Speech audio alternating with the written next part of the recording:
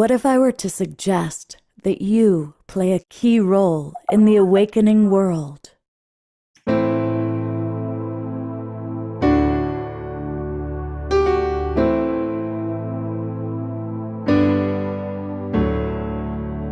that you are watching this because you have heard the call.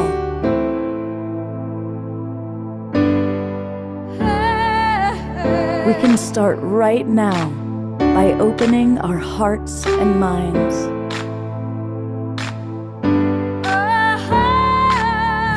Welcome to the awakening world.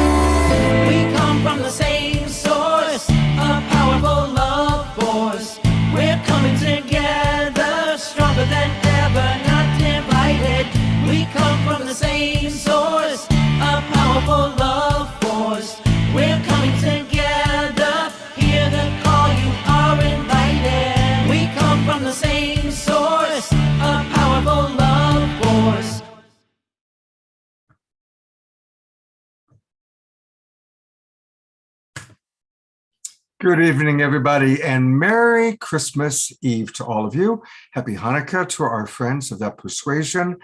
Welcome. I am Love Coach Scott Gatamas. I'm your host for The Awakening World, and it's wonderful to be with you. And we have a really wonderful show planned.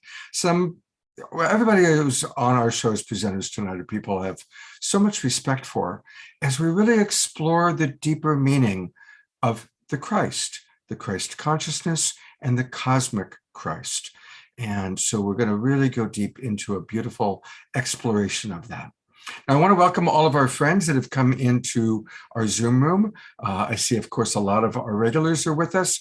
And even though you do it every time, let us know where you are geographically. It's always wonderful to see that we've got people from Ecuador to Australia, up to British Columbia, and all throughout the United States. I also want to welcome our friends who are watching on YouTube. Thank you, Alan Steinfeld, for always opening up your YouTube channel. And a big thank you to our new friends watching on the Conscious Awakening Network. That's our newest broadcast partner. And most of all, a big thank you to John and Summer Raymer. They run the Sign Network that gets us out to over 100 Facebook groups and pages. So I know a lot of you are watching that way. And I want to invite you, come on in. Come on into our Zoom room. Come join the Global Peace Tribe. We're a wonderful community, ever growing, with really like-minded souls that are committed to a peaceful awakening of our planet. And it's really easy to come and join us. Just go to globalpeacetribe.com, globalpeacetribe.com, and you'll see where it says join winter season now, winter for us here in North America. And that's where you'll be able to register. And we do 3 shows, sometimes more, every weekend.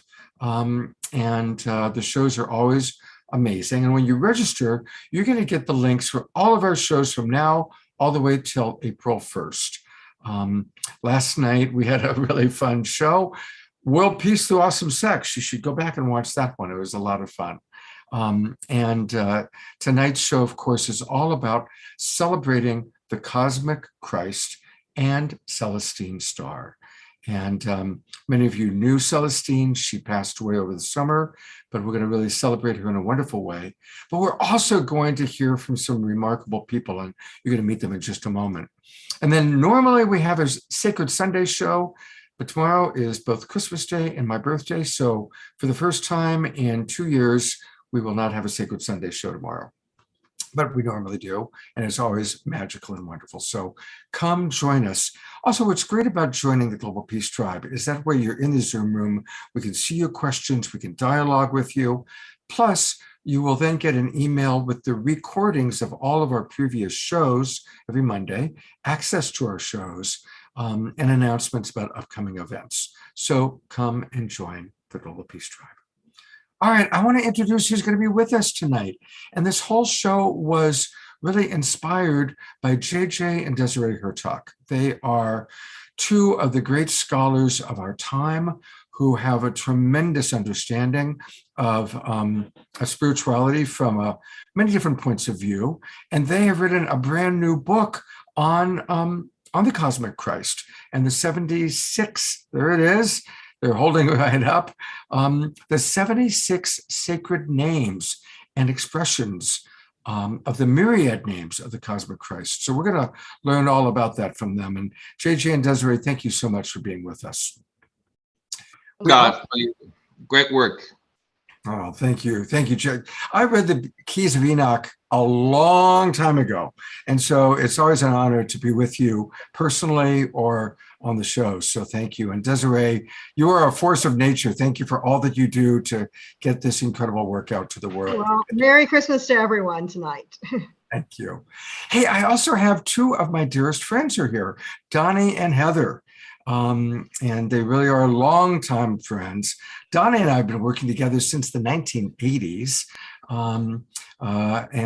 He and Heather also bring a tremendous alchemy, really. And they're all about the mystical alchemy of their musical talents, their spiritual understanding. And they both were very connected through the same church that our beloved Celestine star was a part of, and we'll hear all about that. And they also have a very special dedication tonight that I am really glad to share with the Global Peace Tribe. We also have with us Elizabeth Kelly. And Elizabeth, thank you so much for being here. I've, on many occasions, attended Elizabeth's presentations.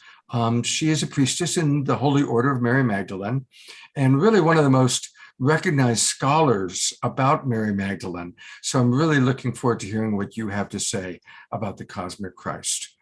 And where Mary Magdalene is mentioned, Christy Michaels is not far behind. Here's Christy, who also has really been very prominent in bringing forward our greater understanding about Mary Magdalene and also the Gospel of Holy Sophia. So thank you. The Gospel of Mary Magdalene is the primary one that I do, but it's the Holy Sophia is right there on the top of one of the most suppressed. Yeah, and we just did a show on that recently. Yeah, that's where that jumped out at me in my memory. yeah. And of course, Celestine and dear Christy were very close friends. Yeah, So, super. now, we always have wonderful music, and I am so delighted.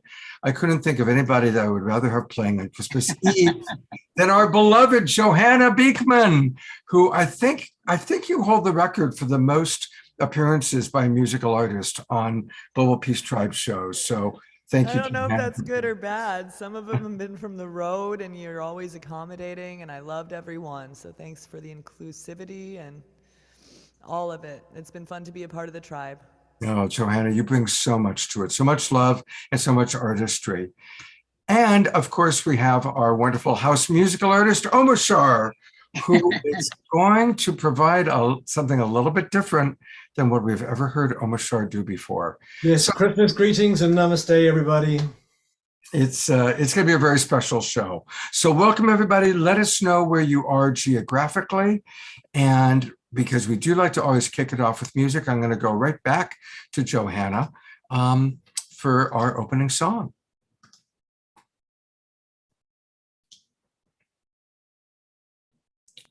Thank you, Scott. Yeah. I wanted to just share a brand new single. I'm working on finishing up an album of yoga soundtracks. It'll be called Yoga Soundtracks Volume 2. And this is the first single that we released from it the day of my festival in the fall. So I've not played it for you yet. So it's called Love Lives. And since we're dedicating this to our beloved Celestine star, I had lost a friend right after the festival, and after releasing this song, it was quite helpful for his beloved who he left behind. And so I'm going to share this song called Love Lives, and we'll always know that our beloveds are with us living. and all things.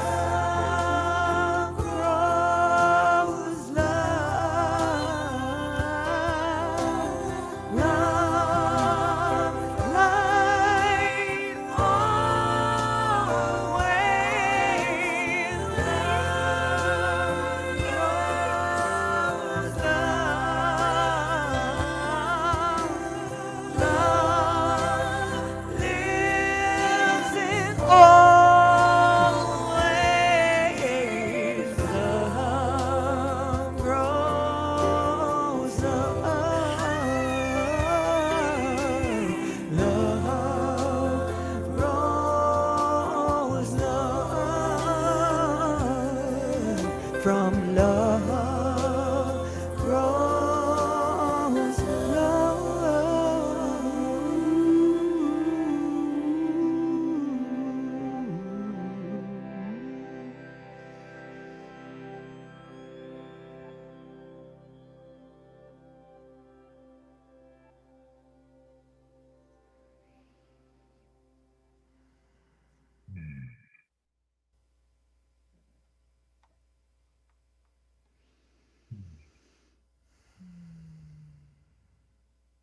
So I'll take a moment just to remember those friends of ours that have passed this year. And I know that I think almost all of us know people that have left their bodies. Let's just take a minute in this beautiful energy field that Johanna has created to remember our beloveds who are on the other side.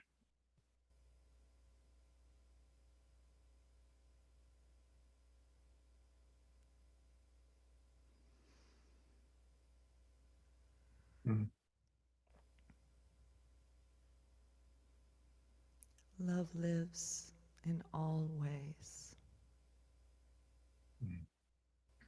Thank you, Johanna. Johanna's going to be with us later on tonight, but I also just want to let people know that there's a wonderful opportunity, and that is to go to Costa Rica with her. Now, those of you that are regulars, you know that she's an incredible yogini. She put on the amazing Bhakti Love reunion that many of you went to, and that we highlighted a show on. And she and her girlfriend Sherry are going to be doing sacred chanting yoga. Tell us about what's going to be happening during this beautiful week in paradise. Well, first off, it's a beautiful week in paradise with monkeys everywhere and perfect weather in March. And I don't know where all of y'all live, but I live in Oregon. And then, Topanga Canyon's still not quite warm yet. So I need to get out. So come with me and celebrate in all of these incredible practices that have really helped me in my path through music and sound healing and mantra and yoga and sacred chant and devotional practices and pranayama, which is breath practice, relaxation, yoga nidra, nature walks, and also ocean time at this gorgeous space. It's called Tierra Encada that we're going to be at, this beautiful retreat center. And it has a infinity pool, and it's up in the mountains above the ocean, and you can see like you're in the ocean from the pool. And we'll be taking some exquisite journeys down to the pool, and then fireside singing and chanting where we kind of awaken your soul's song in the evening in a teepee with a gorgeous fire. So it's going to be a really lovely experience. My friend Sherry is a Kripalu yoga teacher, 1,000+ hours, and we met on the road in the East Coast, and she's been habitating there. And I don't know if you're familiar with Deva Premal in Mitten, but I certainly am. And she's been working for them, and they'll be stopping by here and there to connect. And I'm very excited for that part because I have not, in all of my journeys around this mantra world, gotten a chance to connect with them in person. So that's part of why I'm going, and I look forward to seeing you there and kind of just enjoying being in presence with people that I haven't gotten the chance to. So, whether we're online together or at a festival together, I find that I have very close friends that are very far away. And so I'd like to bring you closer and get to know you in that sacred space. Beautiful. How easy is it for your puppy to go in and out of Costa Rica? Are they pretty mellow about that? She'll be staying at home. She's actually blind in one eye at least now, so she's getting a little older, and she's not traveling with me like she used to. You see pictures of me with her on stage at festivals and everywhere. She's hashtag Coco Across America on Instagram. You can follow her as well. And she's amazing, but you heard her, she's a little old and cranky now, so she just wants to kind of hang out. My parents have a dog that's actually deaf, so they kind of, they're seeing eye and hearing dogs for each other, so they've got a symbiotic relationship of sorts. Well, thank you, Johanna. She'll be back with more. Yeah. Oh, by the way, I do know a friend who adopted a dog when they went to Costa Rica, so it is not impossible. Yeah, well, no, what I'm wondering is if I Bring them in. bring mine. That's what. Yeah. I know that my friend brought her dog from mainland who's living there that I'm co-leading the retreat with, so we can connect offline about that. Yeah, let's talk about Sure, that. it should be fine. Yeah, we'll talk about it. Thank you, Thank Johanna. you. See you soon. Well, I'm going to actually do two introductions. I'm going to introduce JJ and Desiree, and then we're going to introduce Reverend Matthew Fox, who did a pre-record with me. But here they are. This is JJ and Desiree here talking. I know many of you know who they are. Many of you have read the books. But just a little bit for those of you who don't know, or a little bit more. They're social scientists, futurists, and they're founders of the International Academy for Future Science.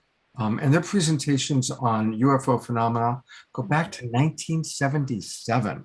That's how long they've been involved in this field. And they worked with everybody from Gordon Cooper. You know, we should compare notes because I did a pair of interviews with Gordon Cooper in 1994. So we should talk about that sometime. Of course, he is the author of The Keys of Enoch, which is one of the great, it's really like the Bible, or one of the Bibles of New Thought literature. It's been sold in over 20 different languages. So it's really wonderful to have you here. And I'm really looking forward to hearing this new research that you're bringing forward, 5 years in the making, with your book. And I think in a way, this is kind of like the preview of the release of this new book that you've been working on. Yes, it is, Scott. So Dr. Jack and I put together this interesting book on the names of the cosmic Christ. And it's mostly names that he was called while he was on the planet, but we put it on a higher perspective. So we'll talk about it later. It covers the Aramaic, the Hebrew, and the Greek languages, also the Coptic references to Christ as the cosmic Christ, the cosmic deliverer, or the savior figure that was known to the ancient Near Eastern thinkers, philosophers, and mystics. Wow. Well, really looking forward to hearing your comments on it. And we also are going to be hearing by pre-record with someone that I know you appreciate very much, and that's Reverend Matthew Fox. And again, for anybody who doesn't know who he is, he's written 38 books and lectures, retreats all over the world. I used to always go to his Cosmic Mass, and I know many of us went to the Cosmic Mass that he used to do in the Bay Area, and he also took it all over the country. He is really, truly one of the great theologians of our time. And so I'm going to play this pre-record video that I did and kind of periodically stop it and get some feedback from JJ and Desiree, including at the beginning, he talks about Hanukkah. And when we're kind of complete with that part, I'm going to come back to you because you've got a beautiful chant that I think will really be quite a lovely connection to what's going on. So thank you, JJ and Desiree, for being with us. And here we go with Reverend Matthew Fox.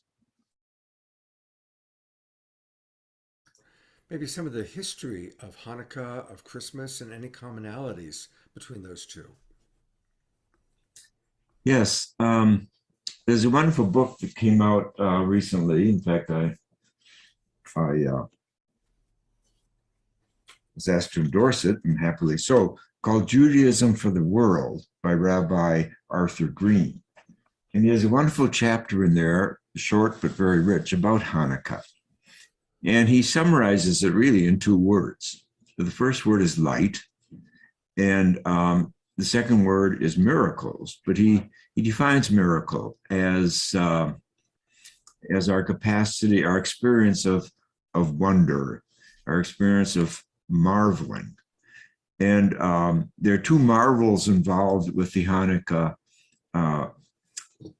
feast day. One is the marvel of the Maccabees, who he calls a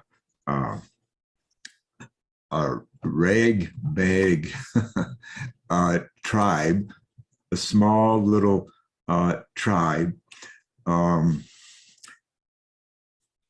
who took on the empire, the descendants actually of Alexander's army, and defeated them. It's kind of like a David and Goliath story, actually. Little ragtag band who took on the empire and won. So that's like a miracle. It's a great marvel. As I say, not unlike David and Goliath.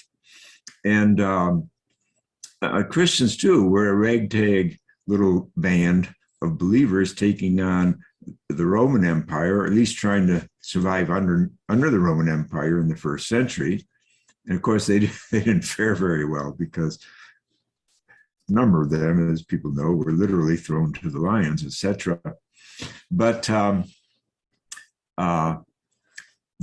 and then, of course, the second marvel to Hanukkah is the mystery and wonder and miracle of candles that burn for 8 days nonstop. Of course, this is time of candles and not electricity. So both of those things. Now, what Rabbi Green tells us is that the rabbi, you see, after the Maccabees won and so forth, sometime later, their descendants were not good Jews. The rabbis felt that they were lurching too far in the direction of Greek and Hellenistic culture and values.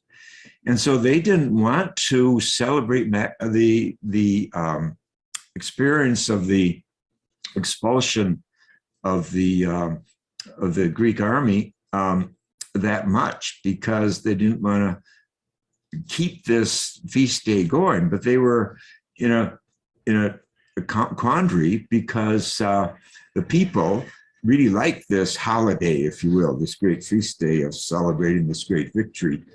So the rabbis kind of then switched to emphasizing Hanukkah not as a victory over the Greeks, but regarding this miracle or wonder of the candles that burn. So that's very interesting to me. I think that the rabbis kind of reinvented the feast day because they kind of had to, without sacrificing their own values and what they're trying to teach the people. Now, something is parallel with the Christmas, because Christmas actually didn't occur, the first official Christmas, till 336. That's the 4th century, of course. And that's because while the Christians were underground a lot for the first century and a half and fighting the empire, they didn't gather for a Christmas occasion really until the year 336. And that was after Constantine became emperor and then converted to Christianity. And then he made kind of a universal celebration. He also built the church at the Church of the Nativity in Bethlehem, supposedly where the spot where Jesus was born and so forth. So I'm just pointing out that there's an evolution in these feast days, and yet both of them have in common the emphasis on light. And of course, that has a lot to do with the time of the year, the low point, if you will, the winter solstice, and the darkest time of the year in the Northern Hemisphere. And both feast days then have that in common, the celebration, the miracle of light. And of course, for the Jewish people, it was the light of the Hanukkah candle. And for the Christians, it was the light of the Christ coming at the darkest time of the year. So in the Hebrew tradition, you have this celebration of light. The Psalm 27 got Yahweh is my light and my salvation. And Psalm 36, in your light, we see light. And 2 Samuel, Yahweh shall be a light to you forever. And then also the Torah is light, which is from Proverbs 6. So there's all this celebration of light. And in the Zohar, the mystical tradition of Judaism, the word Zohar means shining or brilliance. So that's the Jewish tradition. It's the celebration of light in the deepest sense of the word. Now, the Christian story also is all about light. Jesus saying, you be the light of the world. Do not hide your light under a bushel. And in John's gospel, Christ is saying, I am the light of the world, and be children of light. And in John's epistle, it says God is light. So there's this very great consensus between among the Hanukkah celebrators and the Christmas celebrators around the glory of light. And in my study, One River, Many Wells, on all the world's spiritual traditions, I have a whole chapter dedicated to light, because I found that light is the most common synonym for divinity around the world, with all the world religions. It gets that kind of attention. And then if we add today's teaching from science, that matter is frozen light, that's postmodern science, that's David Bohm's words. Matter is frozen light. So to me, that's an incredible affirmation of what the religious traditions are saying here, that all matter contains light. We now know that there are photons, light waves, in every atom in the universe.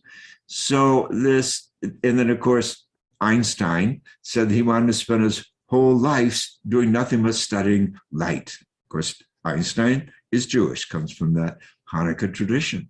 And so this gathering around light is so powerful. And really, I interpret that scientific statement to be an affirmation of the real meaning of incarnation, that the light of divinity has joined the light of matter. In fact, matter is light, frozen light, slow moving light. And that is the celebration of creation and of everything that Christmas stands for and that Hanukkah stands for. So that's kind of my brief pitch on the excitement of this holiday season around the deep and sacred teachings about light. And of course, in the Jewish tradition, in the Genesis 1, and we're told that light was the first creation. And that's not the sunlight, because the sun comes later in the evolution, the creation story in Genesis, but that there was light before the sun. It was a different kind of light. It was more like a divine and subtle and mysterious light. And this is a light that enlightens human beings. This is a light that visits us in the person of Christ, but in so many other ways as well. In fact, we can, in the bush that burned, that Moses experienced, we now know that every bush is a burning bush, because every bush contains this light that is the photons that you might say illuminate or made possible every atom in the universe. Yeah, thank you, Scott. We love Matthew Fox because he really does understand. It's like the Eskimos talk about snow. You know, the people of light can talk about light. And we believe we actually first, all of us were first light beings. And that's how we got to be how we are. It wasn't all like, 4 million years of evolution that we decided to have 5 fingers and 5 toes. That was our light essence. That's our higher self. And we've seen light come into the room. I know most of your guests probably have too. The light is still active, not only within our DNA and who we are, but it's active around us through the power of, we'll say, the higher dimensional realities that are also manifesting. Our body is gravitationally trapped light. This is the essence of the work of Enoch. And lesson tone, one of the Hebrew expressions. So or means light. Also, Uri is light, because basically it's the power of bringing in the energy of light. If we can intone this 8 times for a Hanukkah Festival of Lights. Right, we're going to intone the Ein Sof or. Some of you, if you're Kabbalist, you're familiar with this, because Ein Sof really means no thing. So it means limitless. There's no restriction, no limitation. Light is everywhere. Light is everything. And just to say a few words about Hanukkah, what he was describing is that they thought they only had light for one day. I believe it was in the temple. And that light anyway, by a miracle, lasted 8 days, because that light is fed from these higher, greater dimensions. So Ein Sof light shows that we're all interconnected. There's no limitation. You have light, I'm light, we're all light. All energy on this planet is not just from the sun, but the higher light. It's from the greater reality. And we were told in the Gospels that Jesus and his family recognized Hanukkah, the Festival of Lights. And so I'll lead you together, if possible, 8 times. For the 8 candles, you would call also for the 8th chakra, which opens up the 7th seal into the higher self, the Christ itself. And see yourself receiving the light. Ein Sof Hor, Ein Sof Hor, Ein Sof Hor, Ein Sof Hor, Ein Sof Hor, Ein Ein sofort, ein sofort, ein sofort, ein sofort. We see the power of God's word when it is magnified through the voice in deep meditation, as well as linguistic and musical celebration. So let's hear more about Matthew Fox and his great words. Well, I just want to say thank you. That was beautiful to hear that vibration. And so thank you. Thank you very much for that. And we will go back to Matthew, but I'm just so delighted to have you both with us. It's really is an honor to have you with us and witnessing and commenting and sharing your wisdom. Thank you. I love everything that you just shared was so fascinating. And I am appreciating, I was raised in the Christian tradition, the double entendre of Jesus, the Christ consciousness representing the light to lighten up humanity, to bring love back into the world. And that it's also celebrated very close to the darkest day, close to the solstice, where, it's the darkest day of the year for those of us in the Northern Hemisphere. So there is this beautiful double entendre that I've been in the awareness of. How would you, from your perspective, how do you differentiate between kind of the Jesus story and the Jesus myth and the Christ consciousness that he represents? And do you perceive that Christ consciousness is actually what the second coming of Christ really means, that is available to each and every one of us as we attain that Christ consciousness? Indeed. Yes, the story that embellishes Christmas in the Christian tradition is not literal history, but it's a powerful story that the early followers of Jesus created and embellished. And it's all about the cosmic Christ. It's all about the cosmos because there are angels in it. And the angels visit the shepherds who are the poorest of the poor because they, and also are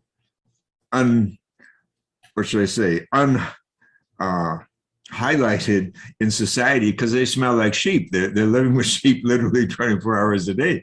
And then you have the Magi, who are these pagan philosophers, astrologers, or scientists, whatever you want to call them, following a star. Again, a cosmic moment. And then, of course, the actual birth of the Christ at a manger where the animals are present, where the animals feed. That's what a manger is. And so it's an incredible encircling gathering of all these cosmic forces. And the angels, the first word out of the mouth of the angels to these poorest of the poor, the sheep, the shepherd who smell like sheep, is peace to people of all people of goodwill. So it's very, very ecumenical. It's very embracing, and it's a promise of peace. And of course, there's also the present, the whole story of Herod wanting to kill Jesus, and therefore going out, sending his men out to kill all the newborn boys in the area. All this, that of course is a telling of how difficult the life of Jesus is going to be. It's kind of a warning about the coming crucifixion, because it's the same organization that is Herod and the Roman Empire that was going to do Jesus in 30 years from his birth among the animals. So, of course, these stories come so much to the early Christians, and all those who wrote the Christian Bible were Jews. And so this story of the oxen, for example, that's in Isaiah 1, and where it says that the ox and the donkey have known me, but the people have not. The people have turned their backs on me. So the early Christians, who were very knowledgeable, of course, of their Jewish roots and their Jewish scriptures, pulled all these stories and gathered them into this one very beautiful and archetypal story. And that's the point that Marianne Woodman, the Jungian analyst, she says that she meets a lot of people who dream about the birth of a divine child. And she says the dreamer is astonished by its beauty, its capacity to talk with the wisdom of an elder. The old life dies, a new life is born, the soul finds a new world. That's the archetypal. That's why the Christmas story hangs around so long, not because it's literal historical truth, but because it taps into the archetypal yearnings of humankind, and that people do dream about a divine child. And what does that mean? And that is good news. And it is like a new start and a new beginning. So the historical Jesus, of course, teaches important truths, many of them drawn from his own Jewish background, such as compassion. Be you compassionate as your creator in heaven is compassionate, Luke 6.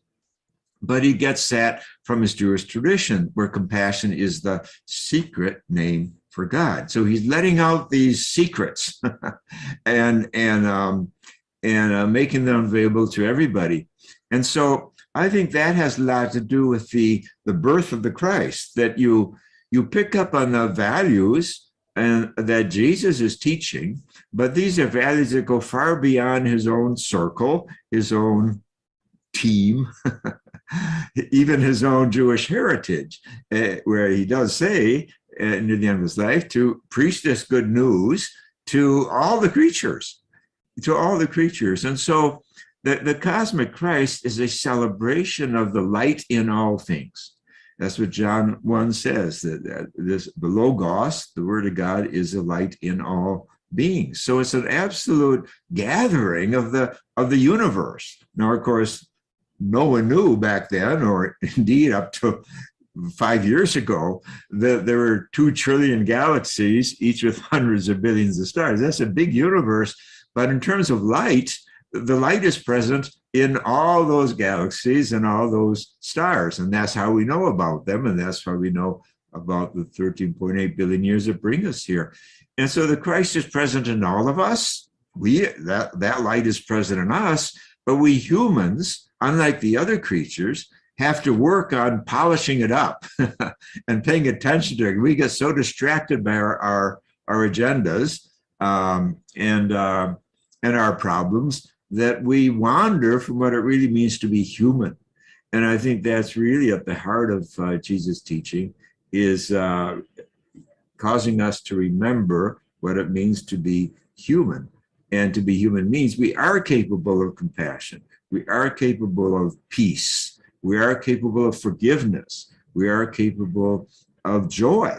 And the cosmic Christ is a reminder that this energy is really one energy. As Judaism teaches, as Islam teaches, everything is one. And the oneness itself is God. That's the name for God. And that we humans are invited to undergo oneing, as Julian Norwich calls it, that we can one with the divine. The other creatures one with the divine, but they don't have to think about it. And they don't wander so far as we do. Every dog, Thomas Merton, the great Catholic monk, whose picture actually is over my head here behind me, he says that every non-two-legged creature is a saint. It's only the humans who have to return because we wander so far, and we get so involved with our own narcissism and all the rest. So I think that the cosmic Christ is a reminder that we're part of a great whole, and the whole itself is holy.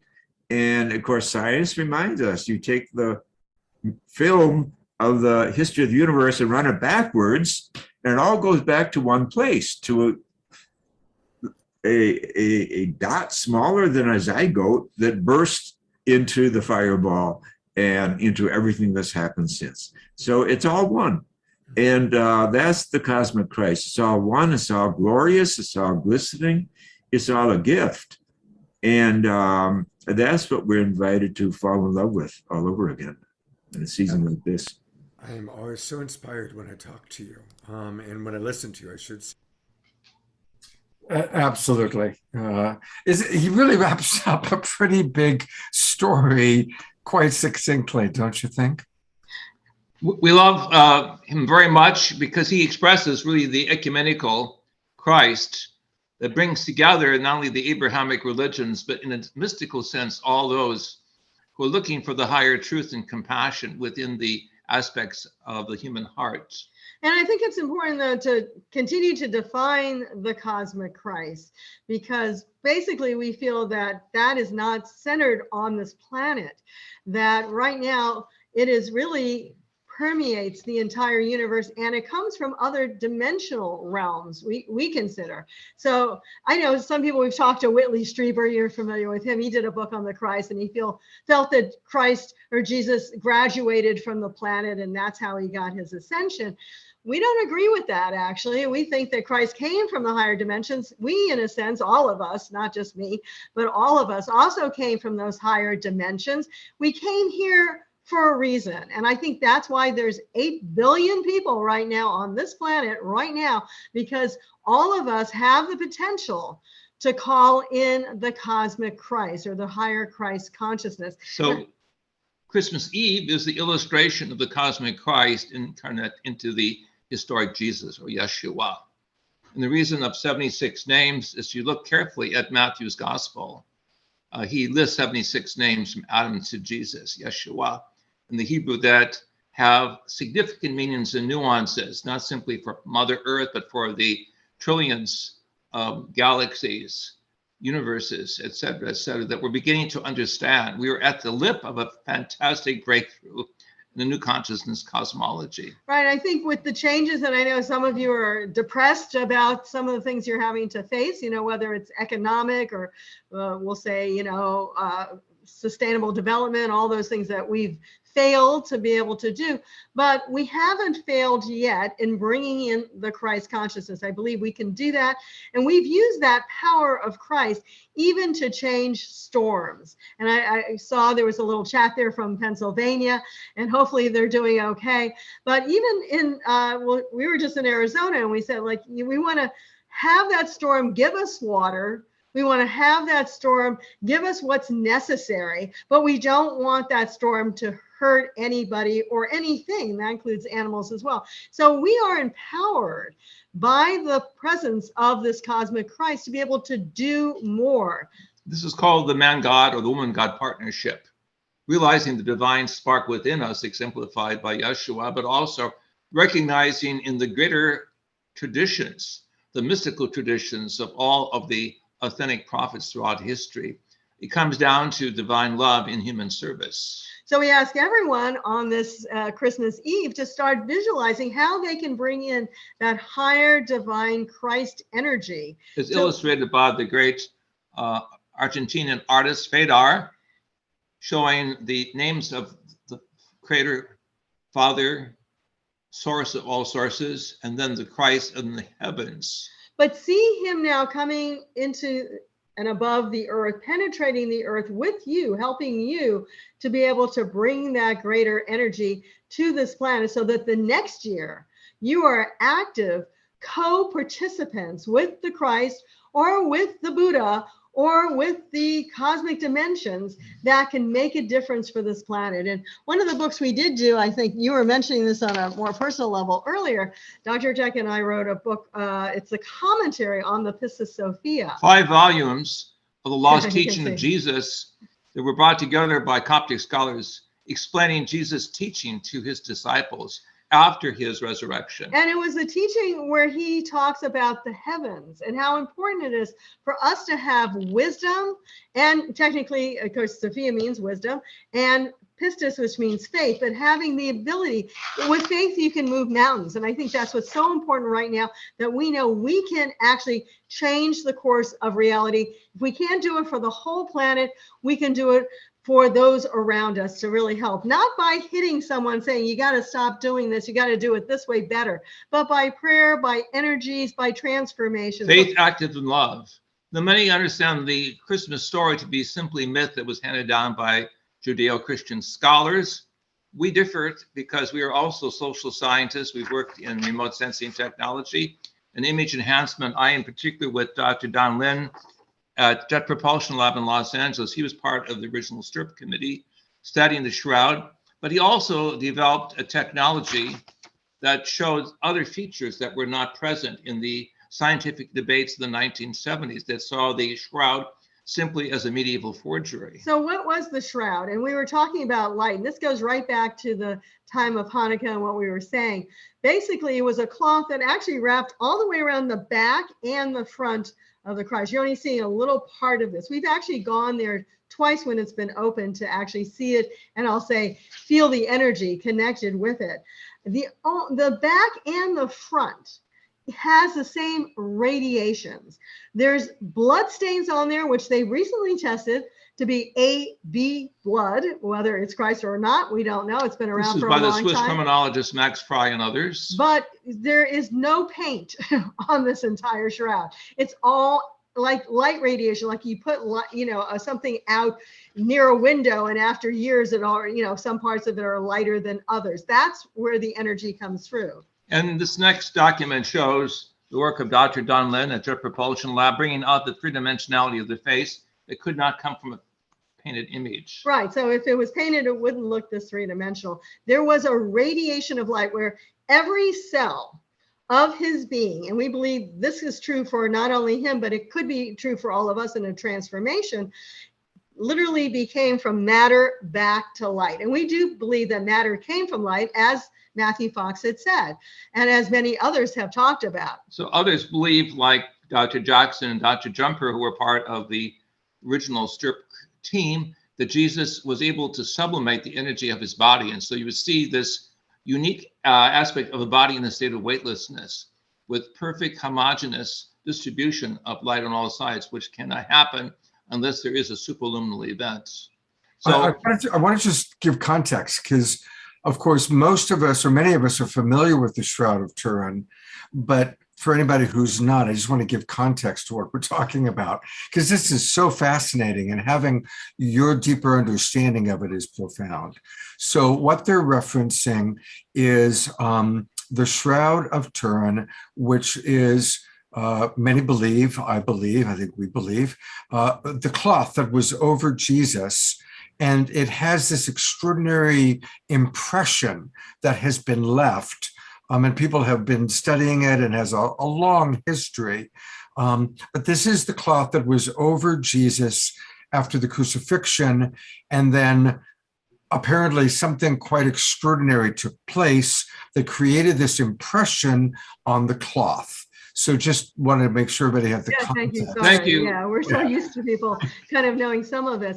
So it really shows, in our belief, how you can go from matter back to light, because that's our original source. As we said, we were light beings, we became matter. In fact, the Bible even says we took on bodies of skin. Well, what happens afterwards?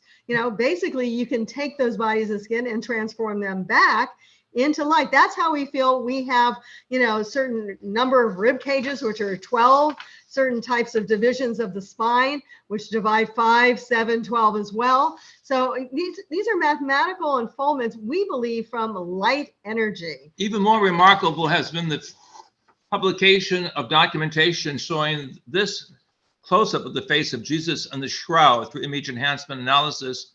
We see Nazareth, we see the names connected with the Christ in the Hebrew, the Latin, the Greek, and also underneath the chin, we see an unusual geometric form. In the Keys of Enoch, I speak of this geometric form as representing the Aramaic language that was spoken by Jesus in his ministry. In essence, this is a very interesting proof text that suggests that in addition to the shroud, there was a death certificate put over the shroud, and the sublimation process absorbed the fine iron-like material of the ink into the shroud itself. Right. So through image enhancement now, they've seen that there's actually letters, and it does say Nazarene on there. So that probably is an accurate rendition. I just want to say, when we're talking about light, this is something that happened with Dr. Hurtak, and we were in Tulum, Mexico. I know some of our other speakers today are in Mexico, and this light literally appeared. And the light I was speaking of the Father in the Hebrew, and Jesus the Christ in the Hebrew and the Aramaic as a sign and testimony to a sacred area of the indigenous. This tremendous light we call a superluminal light burst occurred around my body pulling the text that I was reading from. So we have to say, why did Christ come to this planet? Well, we feel, because this is, of course, Christmas Eve, he came to be entangled. According to the indigenous also, this is a time of graduation for the human race, and we're going to experience superluminal events of mind over matter, moving science more into the traditions of unity between a new science of consciousness and a deeper spirituality of understanding the deeper meaning of the archetypal language. Right. And so if we go back to, as Dr. Tech was saying, with science, with quantum physics, if you're here, you're interconnected and you never really lose that connection. I think it's true for Buddha. I think it's true for other religious saints and sages. Once you're here on this planet, your connection is always here. So we can feel at any time that Christ connection is with us. And it's also important to realize that he never has to leave, really. I mean, for even incarnation, technically we believe that the higher self is always present. And like Kuan Yin, who sends out her many thousand arms to come into manifestation or to help the one who needs compassion. There's an omnidirectional outreach, which is the definition of the Greek word ecumenical theology, reaching all humanity. But that the energy of the Christ presence can come in while he remains in other realities, and it can come to many places while he remains. So you don't have to worry about like calling on Christ like you're gonna like bother him. Okay, that doesn't exist.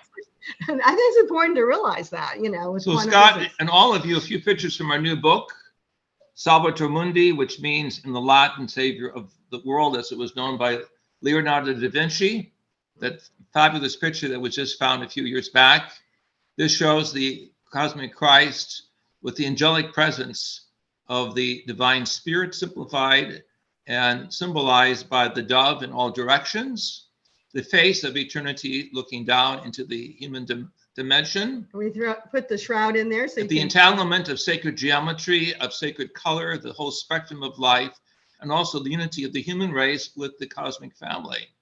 This is the story behind the story, God's love sending Christ into the world to represent our future putting on garments of divinity in the process of going from the third dimension into the higher dimensions. So I also want to mention that the dove here also is the power of the Holy Spirit. I think it's important to realize the side of the Trinity that's usually overlooked. And we consider it the she force, you know, the Shekinah, that it's a positive energy that's actually creative, is part of the Divine Mother presence as well. So that presence is really what is connecting all of us to the Christ power, that Shekinah or that Holy Spirit presence. Also, hold on. We still have plenty of time, but there's a couple of quick things I want to mention and I want to ask you. First off, just when you were talking about how connected we are, recently when I had Deepak Chopra on the show, he pointed out that if the average person lives to be about 90 years old, we will share approximately 10,000 molecules with every other being that has ever lived. Which is just kind of fascinating, another way of looking at the interconnectedness of things. And given that and this is something that we didn't know we were going to talk about, but I'm just curious if the two of you are familiar with this photograph. Have you seen this photograph before? I've seen it. Yes, we have. Yeah. It's hard to confirm one way or the other, you know, but we do feel the shroud face of Jesus is probably the most accurate. I think we had a kind of an image that showed both aspects of it. Anyway, yes, but you know, this, I know people feel that is the Christ and it was some sort of image captured and then remade in current times. Yeah, absolutely. We did a show about it way back. And I think it's fascinating. Of course, we never know what the truth is, but it is interesting how this image does look very similar to the image from the Shroud of Turin. If we can go back to our camera. Yeah, so this, some of the people have seen this. So wow. Yeah. Here, let me put a full spotlight on you. Okay. In my mystical experience, this was the Christ that I saw, the shroud. This is the face of Yeshua that I saw from the higher dimension. This changed my life to go from a world of scientific investigation to working with the ancient manuscripts. And again, our new book, covers all of the biblical languages, but also many of the manuscripts that speak of the other metaphors of Christ representing the higher family, the cosmic family, as well as the human family as way shower. So this is why the early Christians call themselves members of the way, the Derek, the way to the heavens, that emphasize unconditional love, emphasize compassion for all people, emphasize respect for the female as well as the minority person, the Samaritan woman, emphasize ultimately the putting on of the garments of glory.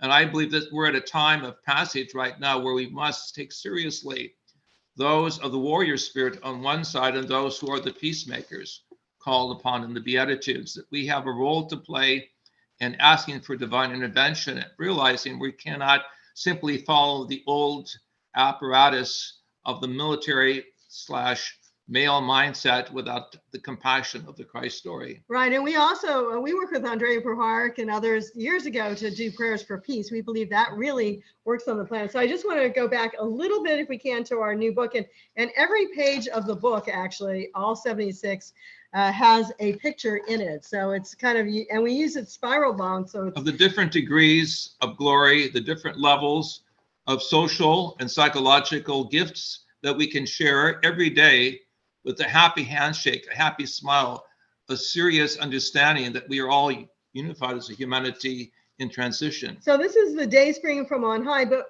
what it really shows is our own power of transformation and how we can move out of the dark night of the soul. And I think that's what many people have been facing the last few years, but we really need to rise up.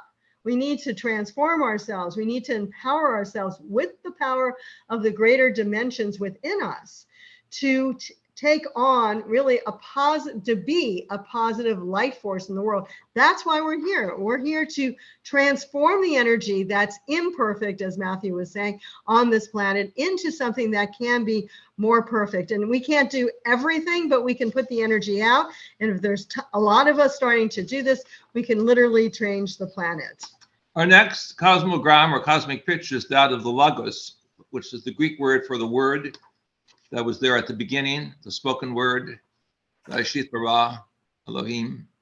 It's also in John's Gospel, chapter 1, verse 1, the light that came down from above and manifested divine glory, not simply the light of the sun or reflective light of the moon, but the superluminal light of the eternal Godhead, the source of the Elohim itself. So in a few moments, we're also going to start a meditation, and we use mantras because in the beginning was the word. So we're also vibrations. All life is vibration. And when we radiate that energy, to me, it's like a cosmic telephone line. You start communicating with higher forces of light. You start becoming these pillars of energy, these pillars of light. And this is the essence also in mystical Judaism of the Kabbalistic understanding of the tree of life that manifests itself in human form as we begin to, shall we say, go through this inner synergy, this inner symphony of sound of divine teaching, but also the celebration of why we are incarnate beings, to serve humanity, to raise consciousness, and ultimately to have the consciousness open to the divine spark, connecting with the eternal mind. So just there's people asking about the name of the book, so I just want to do a little promotion. Salvator Mundi is Latin for Savior of the World, a term used by Leonardo da Vinci. This was a book in process for many years when we were in the Middle East, working in the Holy Land in Egypt and other countries. And we thought this was very appropriate. Our Mexican artist, Armando Nava, who painted pictures of Mexican presidents, was nice enough to do this of the Christ in the heavens, walking upon the clouds. Whether you can take this as a type of new scientific interpretation of Christ, who was transcendental and cosmic, or simply the recognition that we will see more and more of these light beings from other dimensions, is up to your interpretation of God's holy word. So this is the under Mashiach. We say Mashiach, Mashishi, which is like the Messiah. In the Aramaic language. But we believe that actually it's not just Christ that will return, it's the collective Messiahship. And so it has those who are positive extraterrestrial intelligences, positive what we call ultra terrestrial intelligences. But this involves experience and dedication. This is why it's so important. Every day we should pray and meditate and vocalize while we have these lips. Proclaim, as we are told in Psalm 51, to exalt the Father, to exalt creation, to exalt the unity of the human race at this time of gathering. But see, really the collective energies coming back to this planet. We believe that the vortex now is being opened, that more and more energies will come forth. Yes, there's a struggle going on. We think the struggle is not only just going on this planet, but it's actually going on in the higher and local, I should say in the local heavens, because really, if the energies of Christ consciousness come back, it'll transform everything. And there's those that don't want to see that, but that's part of our work. Let's start with the mantra simply, Mashiach, Mashishi. Dr. Jack's going to lead us in this. 8 times again for the recognition of the tree of life, or the 7 chakra levels, expanded now into a higher level. Mashiach, Mashishi. Mashiach, Mashishi, Mashiach, Mashishi, Mashiach, Mashishi, Mashiach, Mashishi, Mashiach, Mashishi, Mashiach, Mashishi, Mashiach, Mashishi. And translated as the Messiah of the Messiahs. So this is a recognition of Christ as the Messiah that is to gather all of that prophecy, all of the writing, even the poetry that speaks to the forerunner, but more than that, that speaks now to the Messiah who has come, who unifies the world from all directions. So now we're going to ask our friend Janet Ferris, who's here, to come behind Dr. Jack to play some flute as we go on in a meditation. And let's see if I can do that. Janet, just stay there. Thank you. Okay. And we're going to show a few pictures as we do this, but let's close your eyes if you wish and be part of the cosmic connection to the heavenly realms as we hear the flute. And let us feel the vibrations leading us and guiding us to align our physical bodies with our overself light bodies. We see ourselves being guided by a dove over our head, the Hebrew word Yonah.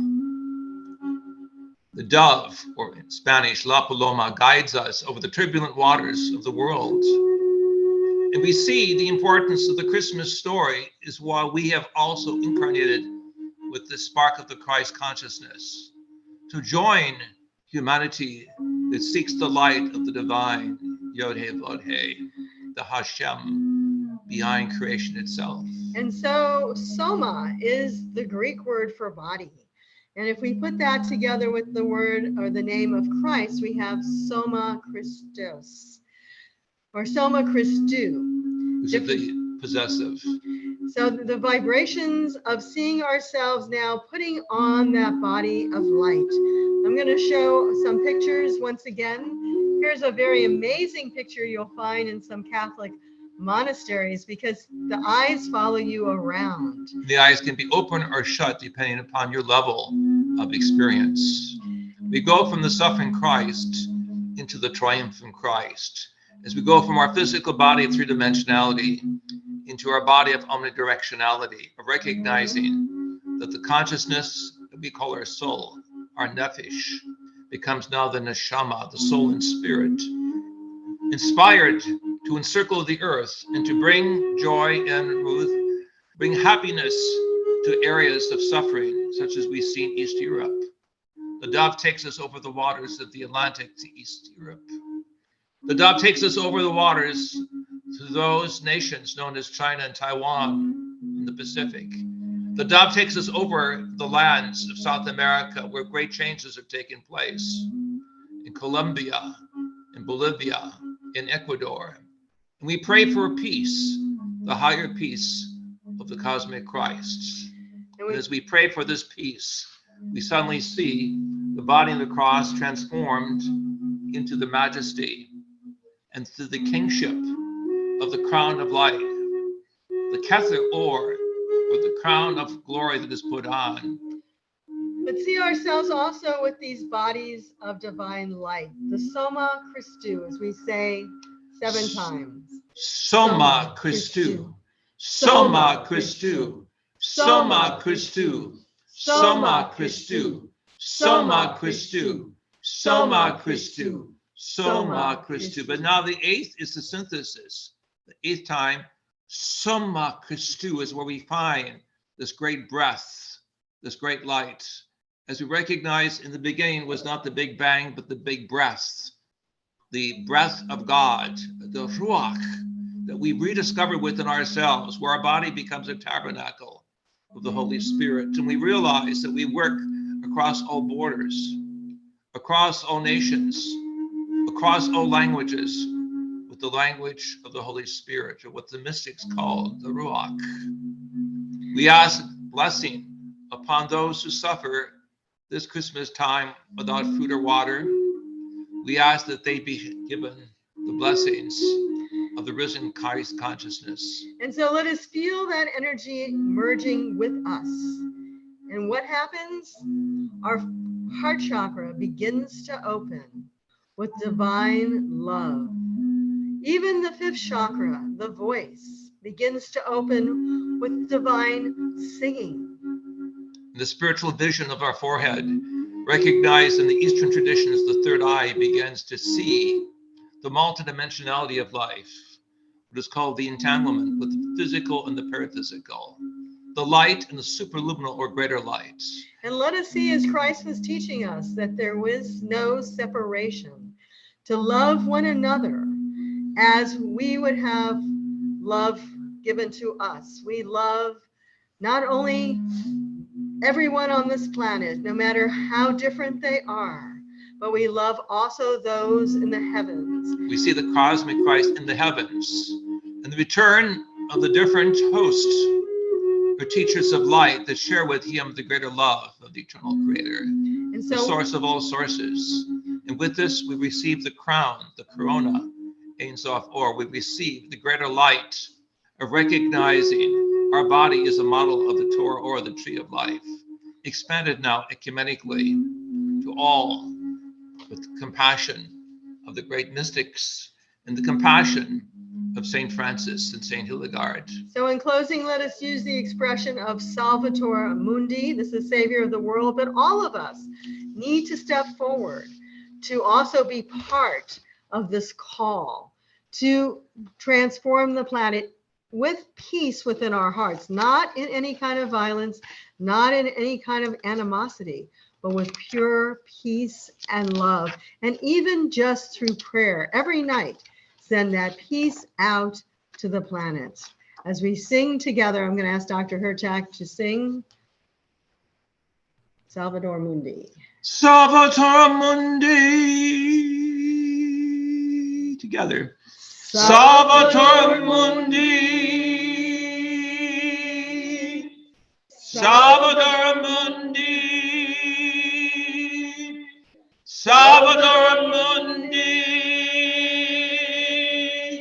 Salvator Mundi. Salvator Mundi. Salvator Mundi. Salvator Mundi. We elongate our breath around Mother Earth. We ask for peace from above and peace in the heart, and the peace that passes all understanding. For beyond the earth, there is the kingdom and the glory, the power of infinite worlds and creations that we're beginning to understand as we open up, as it were, the mystical understanding of the 7th seal to become citizens of the universe. And whether we're celebrating Hanukkah or Christmas, we wish everyone a happy holiday as we close with 4 amens for the North, East, South, and West. May it happen and may it be. Amen. Amen. Amen. And amen. Thank you, Scott. Peace with all of you. Wow. I'm going to go to gallery view. Everybody, let's give them some big twinkling. I think Laura Chamberlain wrote in the chat box perfectly. She said, JJ and Desiree could speak for the entire show program, and I would maybe absorb 50% of all of this.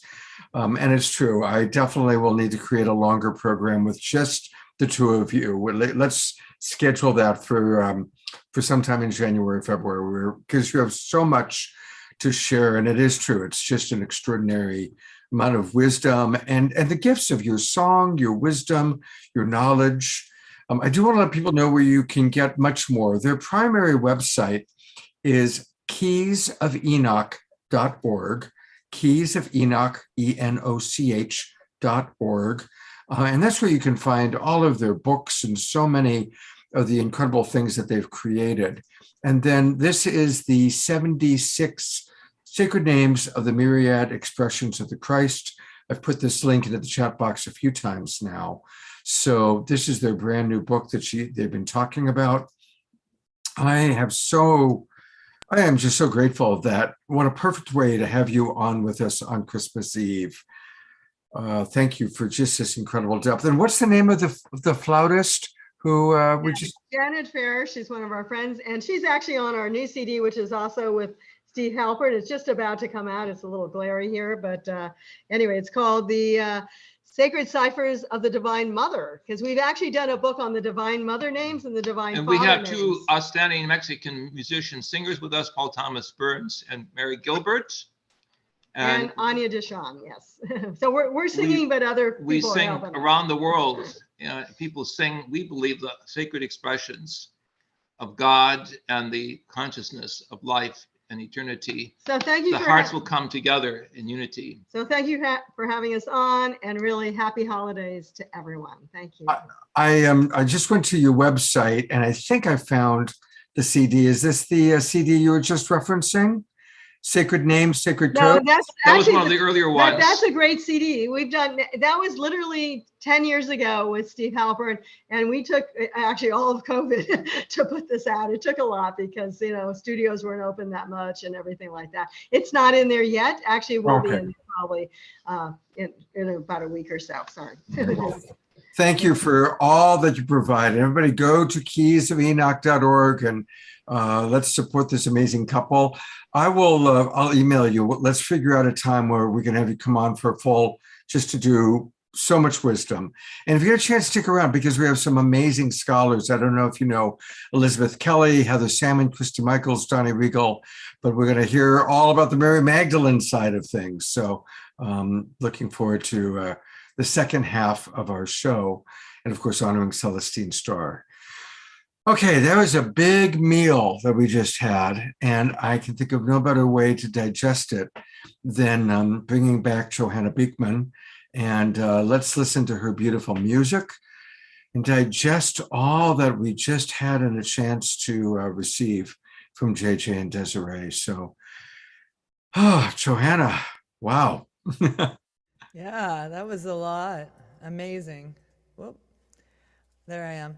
Yeah, that was beautiful. I really think this song is going to be a nice cap on what they were saying, because they kind of came back around to peace. And this is a song that is in Sanskrit, which is a sacred language that yoga poses are generally spoken in. And I chant in that language. It's called the Bhakti Yoga Path. It's the yoga of devotion, and that's been my path for a while. However, I collaborated with a DJ on this track, so get ready to dance. We're going to have some fun in the peaceful style. So, whatever your devotion is, if you want to clap along, there's some beats happening. I'll be singing Om Shanti Shanti Shantihi, which is peace, peace, peace. May we have peace in our hearts, peace in this world, peace may the whole world know. Om Shanti Shanti Shantihi.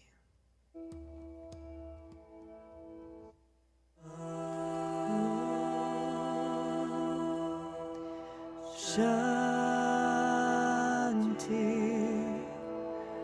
Shanti,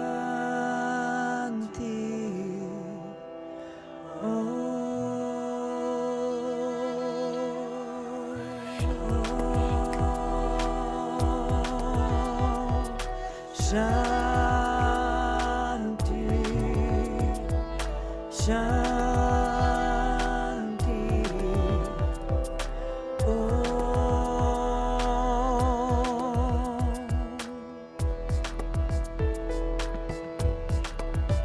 bring that energy back, whoever you were bringing in those prayers, if we want to send our peaceful thoughts, our peaceful vibrations their way, our beloveds that are still here and everywhere. Om Shanti, Shanti. Om.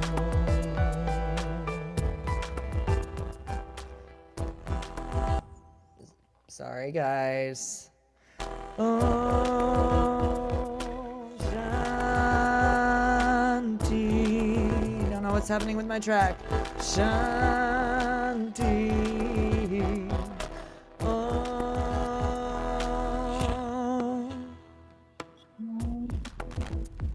Woo.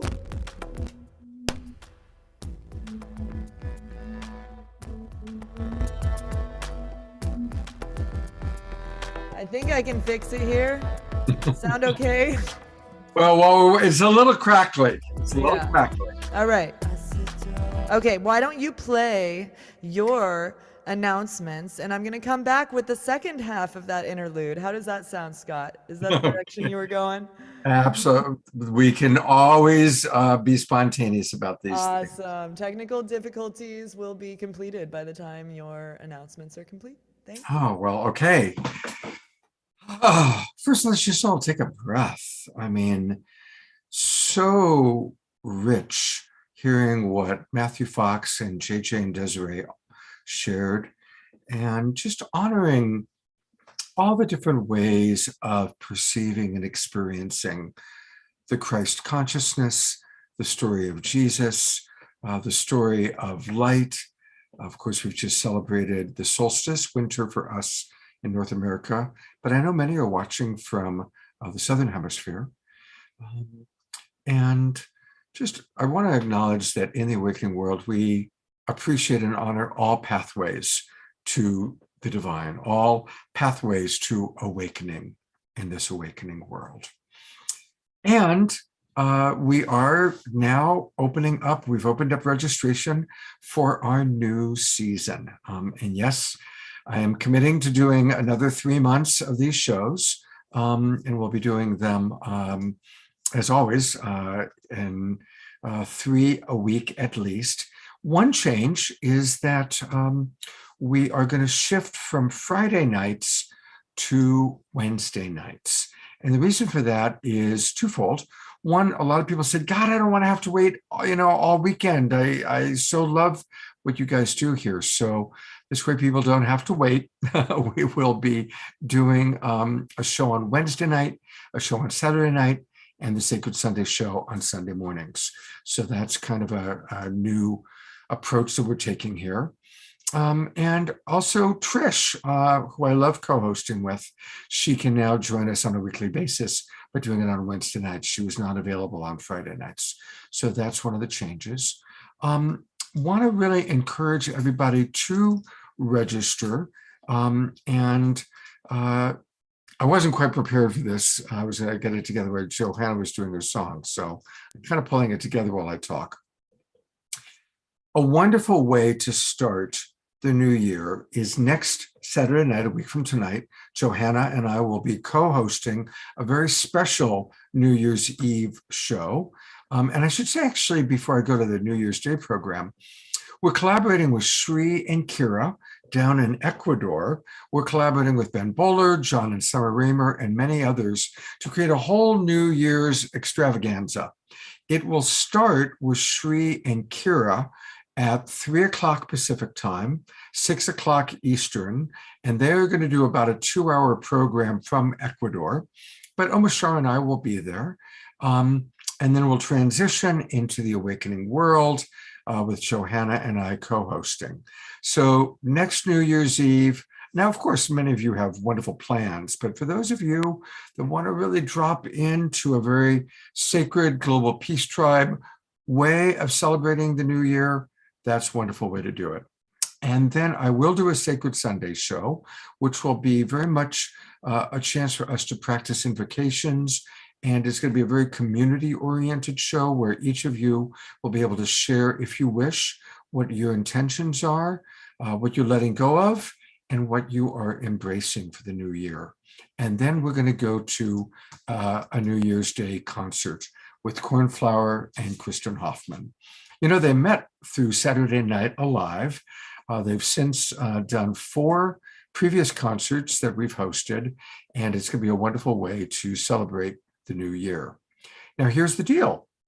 For those of you who register for the new season at $75 or greater, you will get a free ticket to their New Year's Day concert.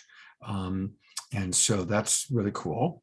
Also, for those who register at a higher level, for every $75 you pop in, I'm going to give you the opportunity to give a gift subscription to someone.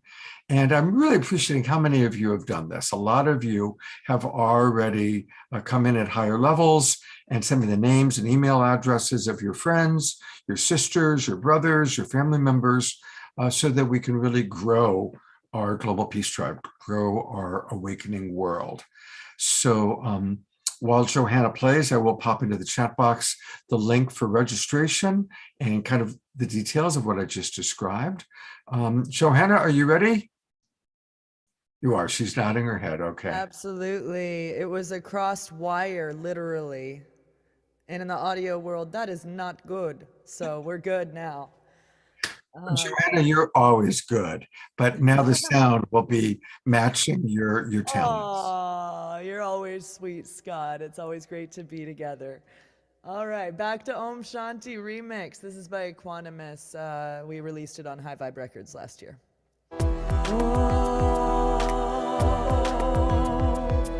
Shanti,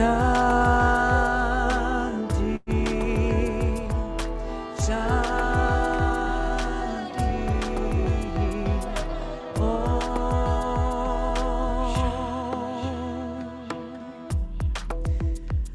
All right, you guys, let's breathe into this peaceful world that we are imagining. Breathe into the peace that we're creating within our hearts and then helping the world to awaken to. Asito ma sargamaya, tameso ma jyotirgamaya, amrityurma amritam gamaya.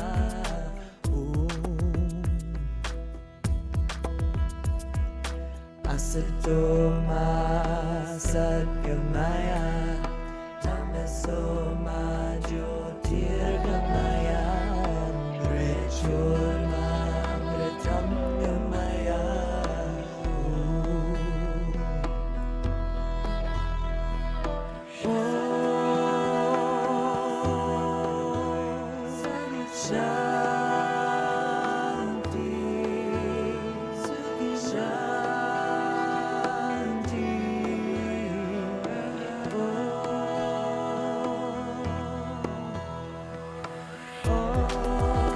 Sing along. I see some of you praying with me. Shanti, for a peaceful world. Shanti.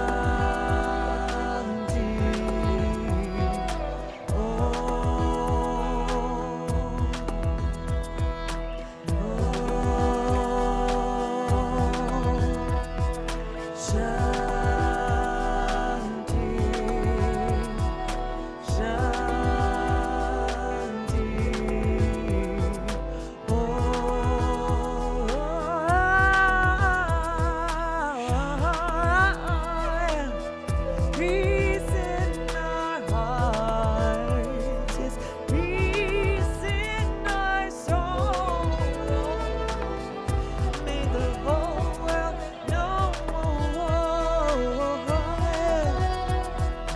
Peace in our hearts, peace in our souls, peace. May the whole world know.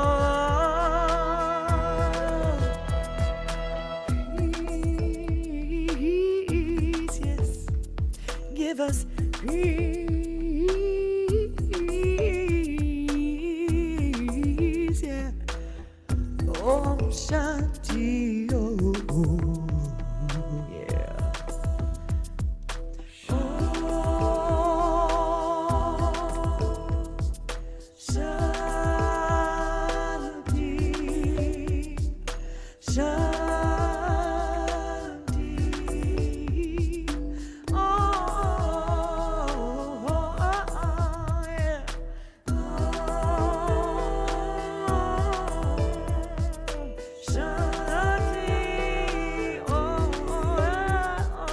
Peace. Om Shanti. Om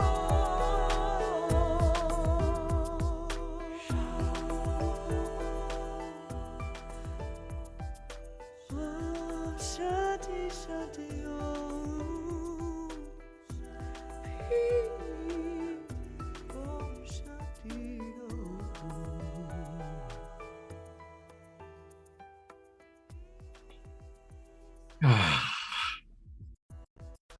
Oh, it just came on. This is our invocation. It's coming back. Oh, maybe not. That was all we got for sound. Peace in our hearts, peace in our souls, peace, and may the whole world know. Peace. Mm. It's beautiful to see all of our friends dancing and moving. Our wild abbot of the Mystic Monastery, Jerry, dancing, and of course, Reverend Jeffrey, Elizabeth Kelly, and all the people dancing and moving and grooving. And one of the things I love about Johanna is she's like myself. She's an entrepreneur and she does a lot. And so I want to share a few of the wonderful things. First off, definitely make sure you register so that you can be aware of all that she's doing, including her Bhakti Love reunion events. Definitely hoping that the internet is strong enough there next time around so I can be there to be hosting. But definitely go to bhaktilove.com, put in your name and email address as I'm demonstrating right now, although I'm already here. And Heidi, where did that come from? Heidi? Where did Heidi come from? I don't know, man. That's a trip. Anyway, sign up to her newsletter and put these dates right now in your calendar. October 13 to 15. I know the people that were at your last one all said it was amazing. I was just with Larissa Stowe. I spent Thanksgiving with her, and she said it was incredible and fantastic.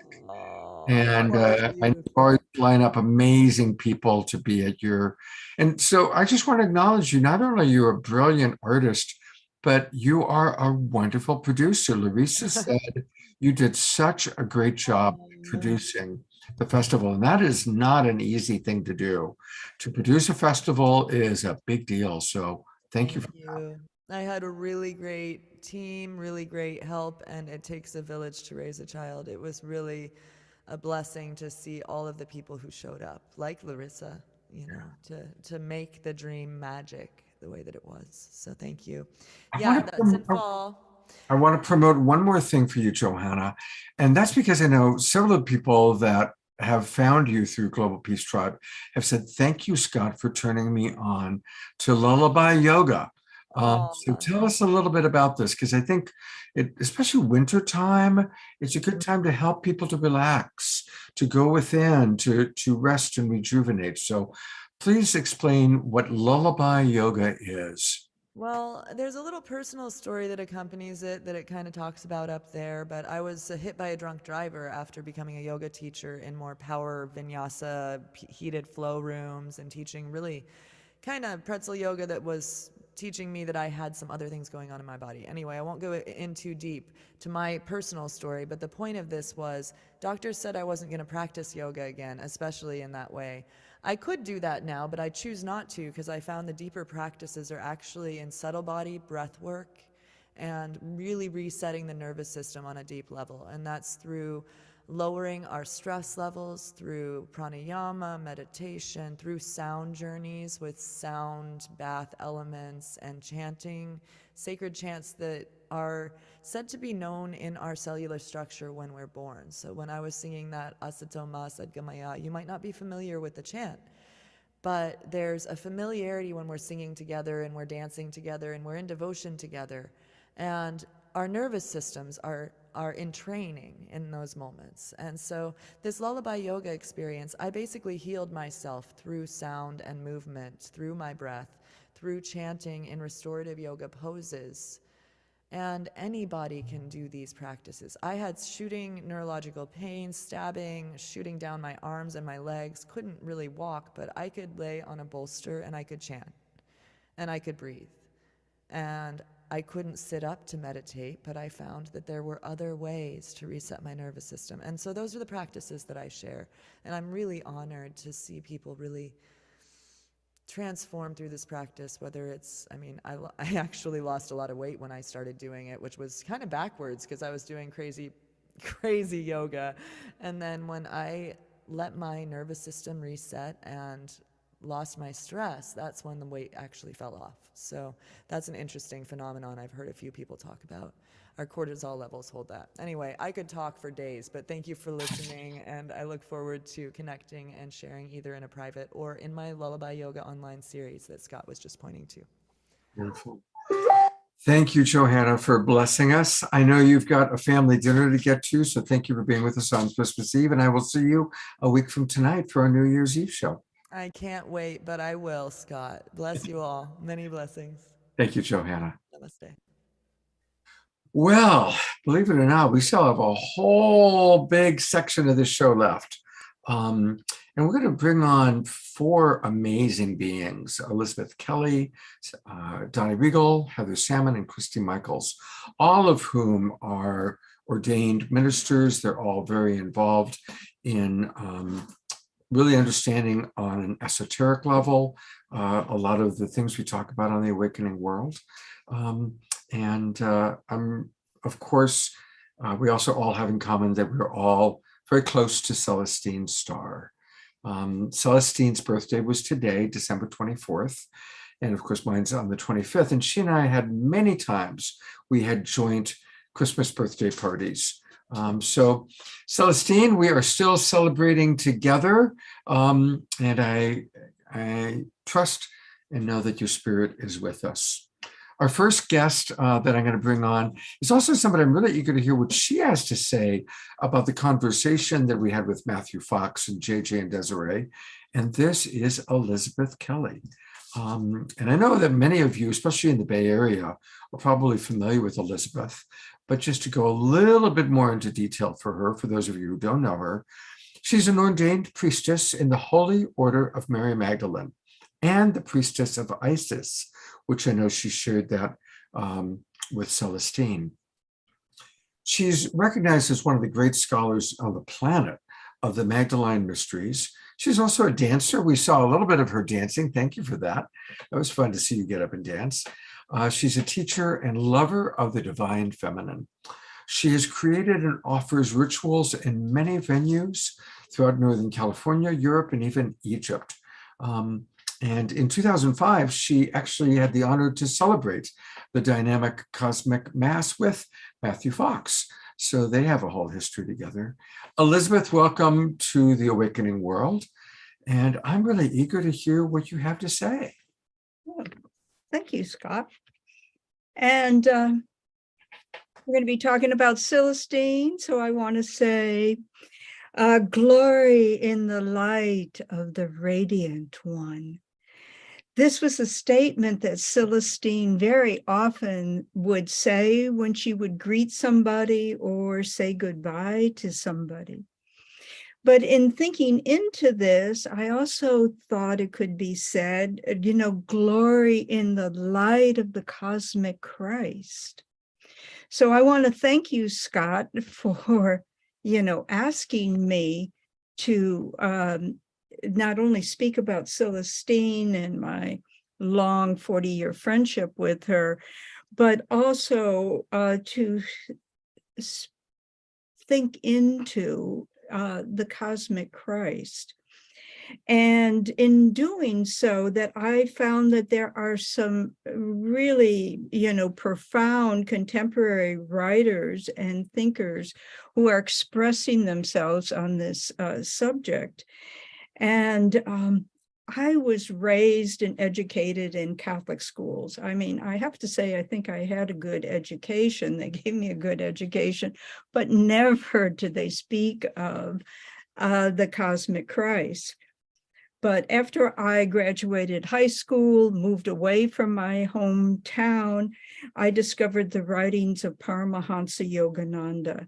And it was initially through him in 1970 where I learned a whole other and deepened into a whole other relationship with Jesus Christ. And this yogi wrote about the resurrection of Christ consciousness that took place within Jesus. And he also offered tools for all of us to awaken into higher states of consciousness. And he was the first that I knew of to speak of the second coming of Christ was a second coming of Christ awakening in humanity within all of us. And then in looking into this, I saw that there is a Franciscan priest named Father Richard Rudd, who has written and spoken very elegantly on the cosmic Christ. So for me, having been a recovering Catholic, I was just really happy to see, that so many, well, maybe not so many, I don't know how many, but it is a movement of thought about this second coming of Christ as the awakening in all of us of the Christ consciousness.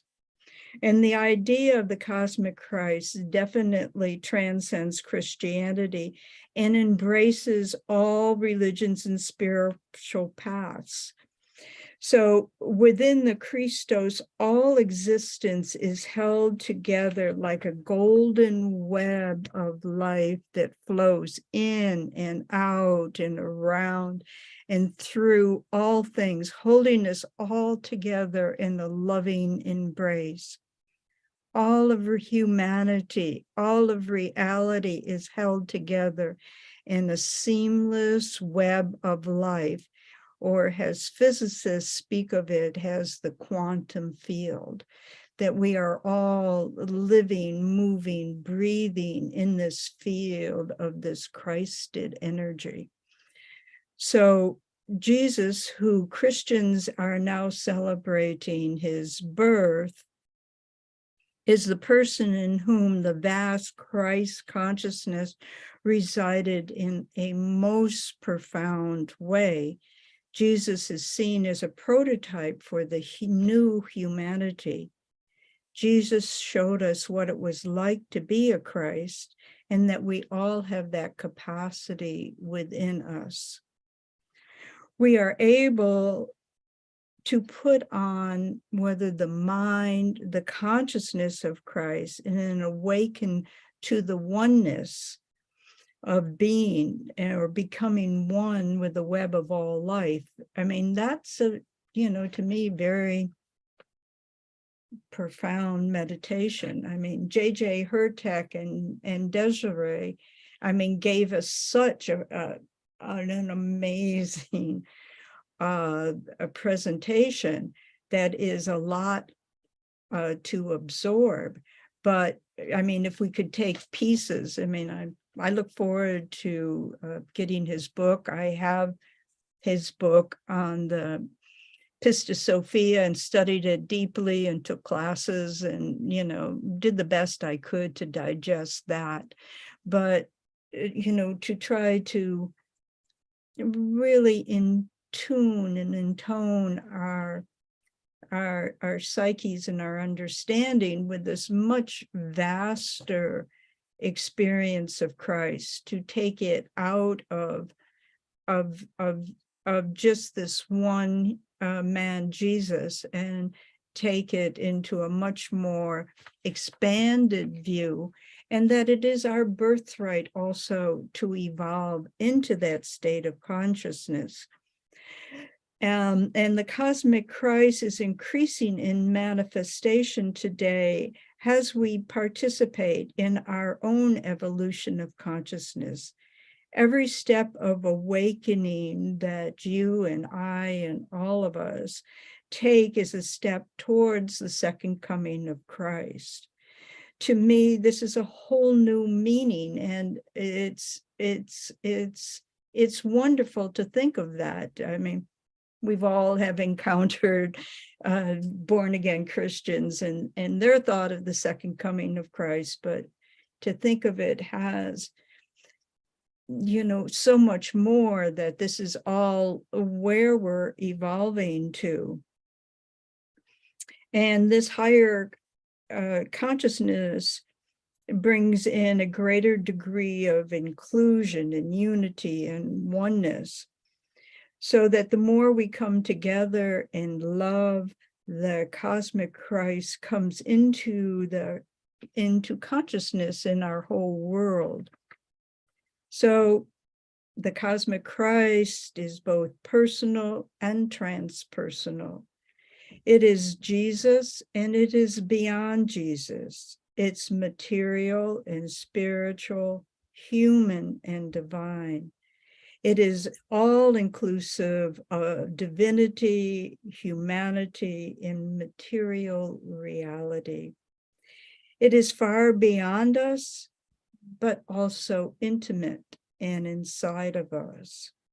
And as the light now increases on our earth, it is a perfect time of year to celebrate and contemplate the cosmic Christ.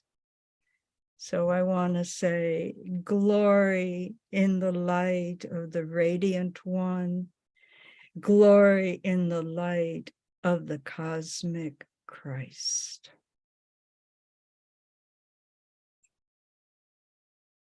And I know my dear friend Heather Solomon is going to lead us also into an understanding. She had done a great deed. She received a definite inspiration to purchase a star for our friend Celestine.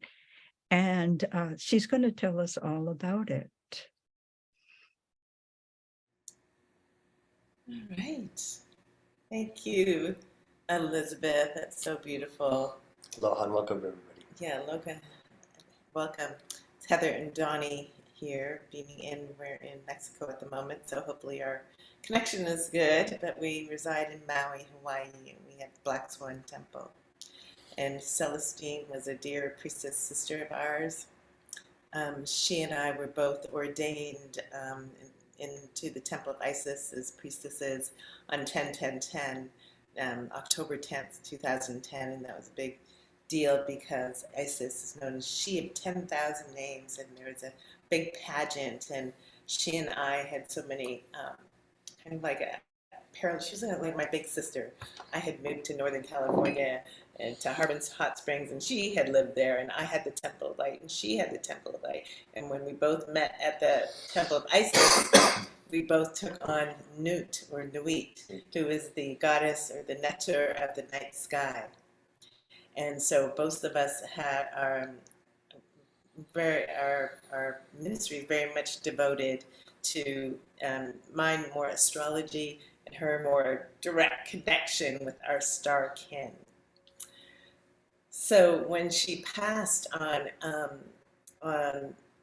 this past July 4th, I had received several strong direct messages. I was actually in Reno and I was driving, and every time I got in the car, the radio said, "Star registry. Is there someone you need to register for a star?" I've been like, I never hear this in where I live. So I'm like, okay, Celestine, we got the memo. So Donnie and I purchased a star, dedicated, and tonight is her official dedication of the star tonight, being Celestine's birthday, and it's so appropriate. This is also, we're in the sacred days of solstices. Scott and others were talking about, and there are 7 sacred days of solstice, the 3 days before the day of solstice and 3 days after. And solstice means standing still. So these are like the dark days of solstice. And then tomorrow, Christmas, is the return. It's when because the sun is on an elliptic, we're at the end of the elliptic, so it appears to be standing still as we go around the elliptic. And then tomorrow starts moving forward when we move towards the equinox, right, in March, and when the days and night are equal. So that's why the return to more Christmas is the return of the light. Return from the darkness. Return from the darkness. So the day she passed was a really phenomenal day. I mean, there was an amazing conjunction between our sun and the star Sirius. And right behind us here, you will see these, if you look up at these three, hopefully you can see these three stars. Everyone usually knows the Orion's belt, those three stars. And if you go down here, this is Sirius, which is really high up in the night sky during the winter. So starting soon. And then, so this is the constellation of, whoa, sorry, I don't know where I'm pointing, of Canis Major. And if you go down here, so, and this is her star right there. And this is like the tail of the dog, Canis Major. Canis is the dog star. So there was a powerful conjunction and rare the day she passed between our sun and Sirius, which is considered to be our spiritual sun. It's also known as the Isis star, and the star from which Jesus, the cosmic Christ, Buddha, Mary, many high spiritual beings are believed to have emerged from, come from. So how amazing we're talking about this cosmic Christ tonight, and how, yes, we are all connected, and we can all open ourselves to receive that divine light, to receive that Christed energy. And Celestine wrote this amazing book. This is her legacy. Whoa, sorry. I think I have to do it this way. Called the Galactic Earth Council. And she believed herself to be an ambassador of the Galactic Earth Council. And it was her mission to help people realize that we can connect with our star kin, and that we are Earth kin, all of us. And that by connecting with our star kin, so whether you feel like you're connected to Sirius, or you're connected to the Pleiades, or Andromeda, or wherever, there's wisdom to be had through our connections. And that we need to open our crown chakra, as we did tonight, and we can receive the guidance, receive transmissions, receive attunement. And in receiving our attunements, we become integrated spiritual beings, and we can activate our higher level skills. We awaken to our divine presence, to the cosmic Christ, to the galactic cosmic consciousness, and to our gifts. And in that way, as we are awakening, we are raising our frequency, and we are helping to harmonize the planet, ourselves and each other, and the earth itself. So the other point I want to make about the Sirius was the day of Celestine's memorial, which was August 7th. It's another important day for those who follow Sirius, because in the Egyptian tradition, ancient Egypt, you've probably heard of the Lion's Gate, 888. Well, that is related to when Sirius, the heliacal rising of Sirius. So you might know, like, sometimes you can see Venus and sometimes you can't in the night sky. Sometimes it's called the evening star, sometimes it's called the morning star. Sirius has the same sort of cycle. So Sirius rises above the horizon and is once again visible sometime in that Lion's Gate period. Lion's Gate is really not just one day. It goes from around July 26th to around August 12th. But 8/8 is a powerful day. But at this time, on 8/7, that was the morning that astronomers in ancient Egypt, in Cairo, who were on the Giza Plateau, first saw Sirius. So that was her birthday, and what a blessing. That day is, the Egyptians consider that New Year's, because with the rising of Sirius would come the great inundation, which means the Nile would rise, the rains would come, and it would flood. And then the flooding of the Nile would make all the lands around it very, Very fertile. very fertile, and it was a great time of celebration. So here we end. One more little thing I wanted to point out was the alignment with Sirius and Orion's belt and the Great Pyramids. I don't know if I can share my screen if I'm going to do this right. Scott, I'm going to try. Love to show you this. Oh, I could do this. Okay, great. All right. Lots of stuff on my screen. Okay, you guys can see this? Yes, Okay, this we can. fantastic. So this image, what does it show? Here we have Orion's belt, those 3 stars. We have the Great Pyramid of Giza. We have the King's Chamber up here. We have Ursa Minor and Ursa Major. And then we have Sirius, which emanates directly into the Queen's Chamber. So this is the Great Pyramid. So they believe that the pyramid is, and this alignment was believed to, because the precession of the equinoxes and everything, really about 2,500 years ago, this alignment would happen. And then, you know, the Great Pyramid was not a tomb. It was something else, and some great alchemy was happening here. So this is another interesting point about our beautiful star Sirius, how it played into, you know, the mysteries and the alchemy that the Great Pyramids hold for our planet.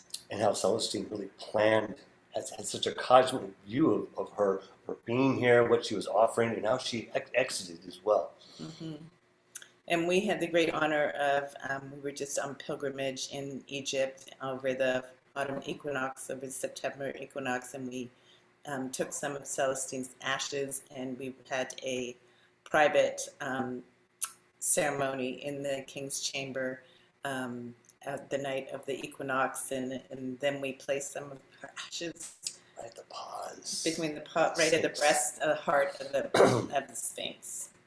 Wow. So our beautiful sisters there emanating. I love the Sphinx. It's a body of a lion, head of an empress, and open-hearted, leading, like radiating, leading with the heart.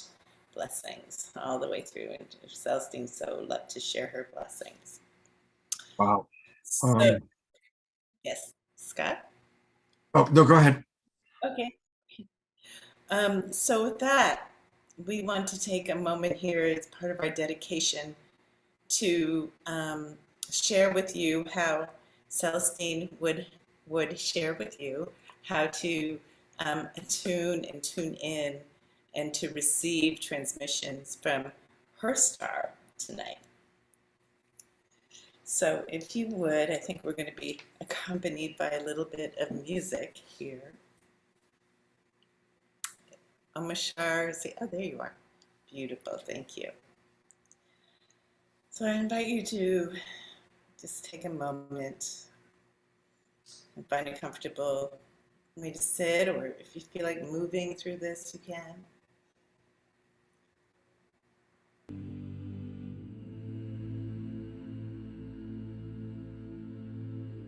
If you feel to lower your eyes, lower your eyes. And turn your awareness within. Bring your awareness to your body. Just noticing your breath as it goes in.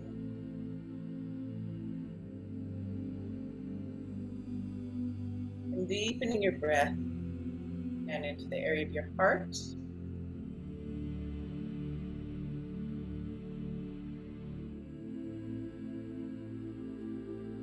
And into the area of your belly. A picture of Celestine after the land. A beautiful star candle. And all the way down to your root chakra at the base of your spine. space between the anus and the genitals. Bring your awareness all the way down to the center of the earth, tuning into inner earth, the heart of heaven.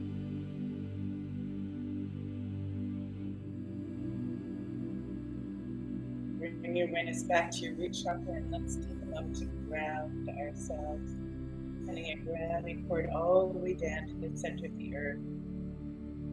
Look like anything, a rope, a tube, a root, whatever your grounding cord is looking like, it's just perfect. Just make sure it's really well connected at your root chakra.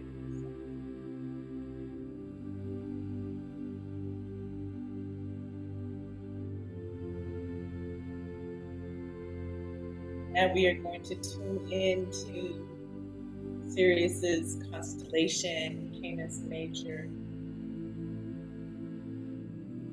And if you have a prayer or wish or something you would like to, guidance you'd like to receive, or any way you want to be supported at this time, just send a little attention.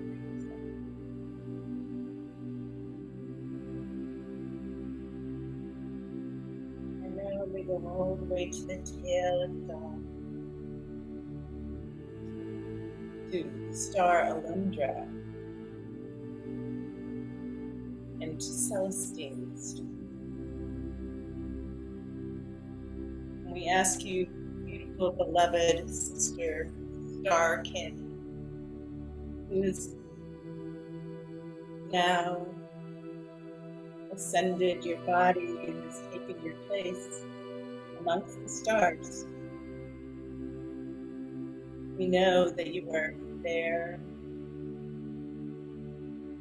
We know that you are still guiding and supporting us in other ways.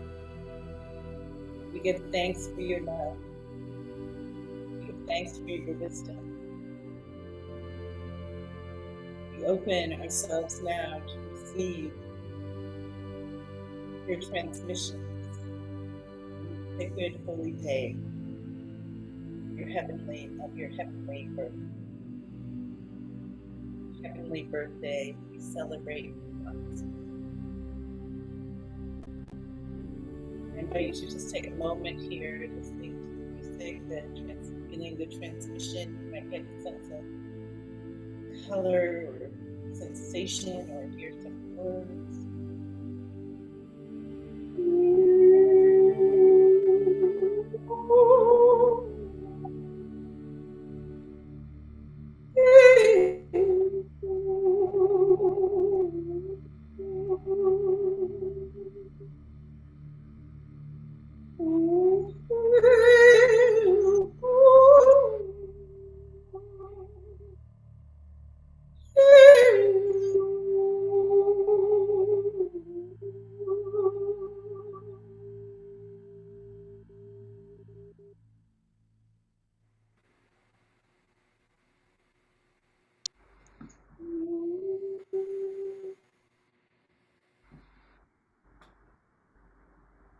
Another couple of breaths.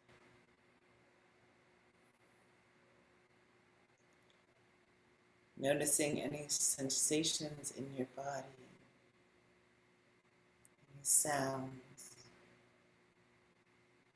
anything you may have received. Celestine says,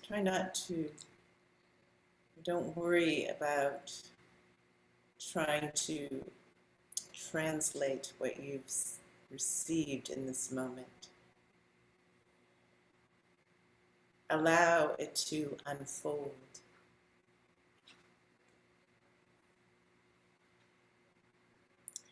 She says, notice where the unified frequencies come into your being, your body.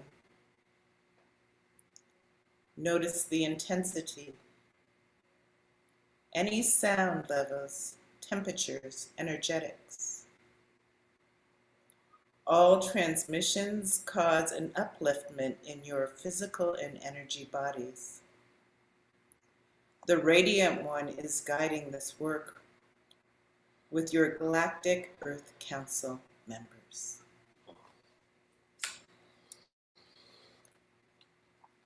And with that,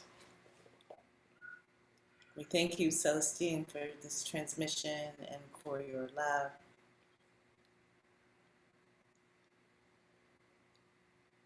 We allow that to come to a close for now. And as you feel ready, you can gently open your eyes and maybe take a little stretch. From her book, she says, the great work begins now. The work is for us to further reestablish our star kin connections, the third and fifth dimensional presence of each of our star kin, the DNA RNA activations to reawaken your galactic consciousness, receiving full memory recall of your star self, return of the star powers limited or blocked at the moment of original separation.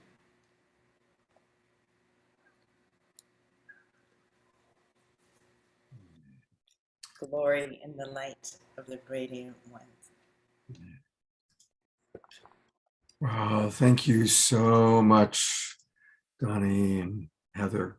It's always beautiful to see you coming to us from Mexico. And thank you for your dedication of the star and just all the wonderful ways that you're honoring our beloved soul sister.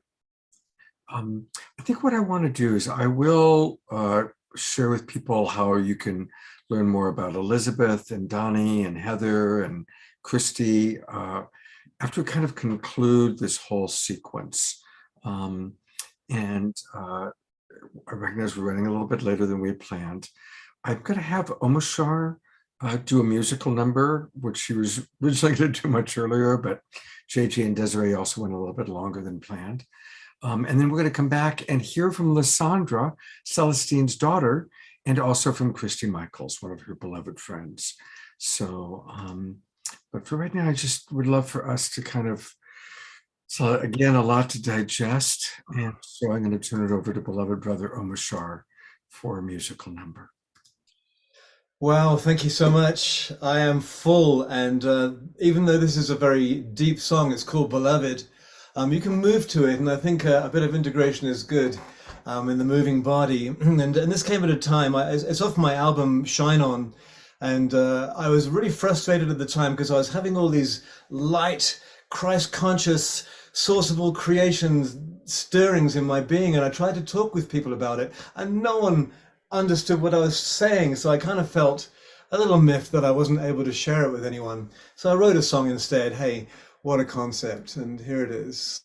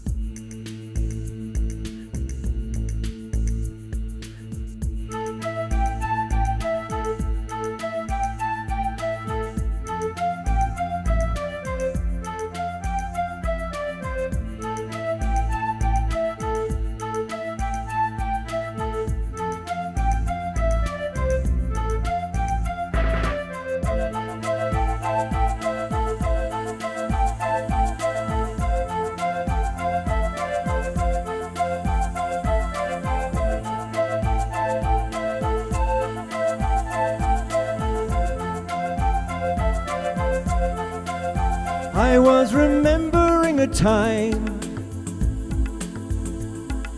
far away from here,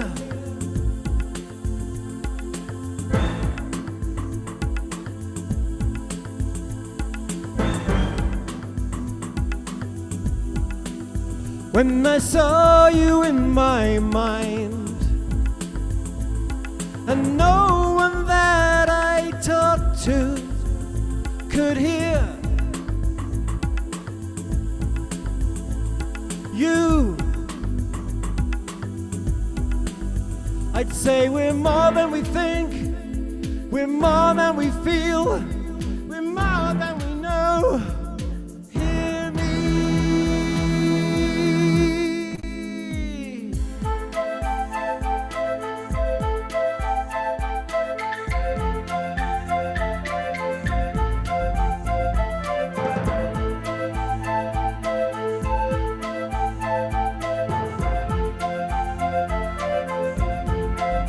I feel your heartbeat in the land, your breath upon the wind, and you touch me in those places that I fear. I hear you running through my veins, laughing as you go. You fill me with your life, you fill me with your love, you lift me up to see your face. Beloved, deep inside, beloved, I can no more hide from your might, from your sight, though I might wait a while and cry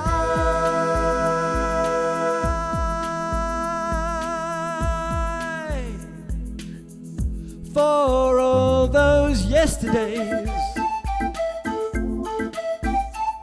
that passed away like the clouds that made me what I am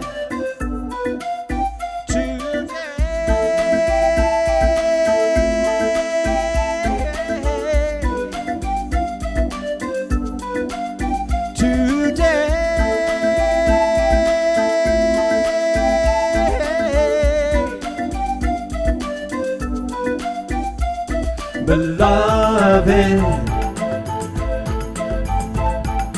deep inside, beloved, I can no more hide.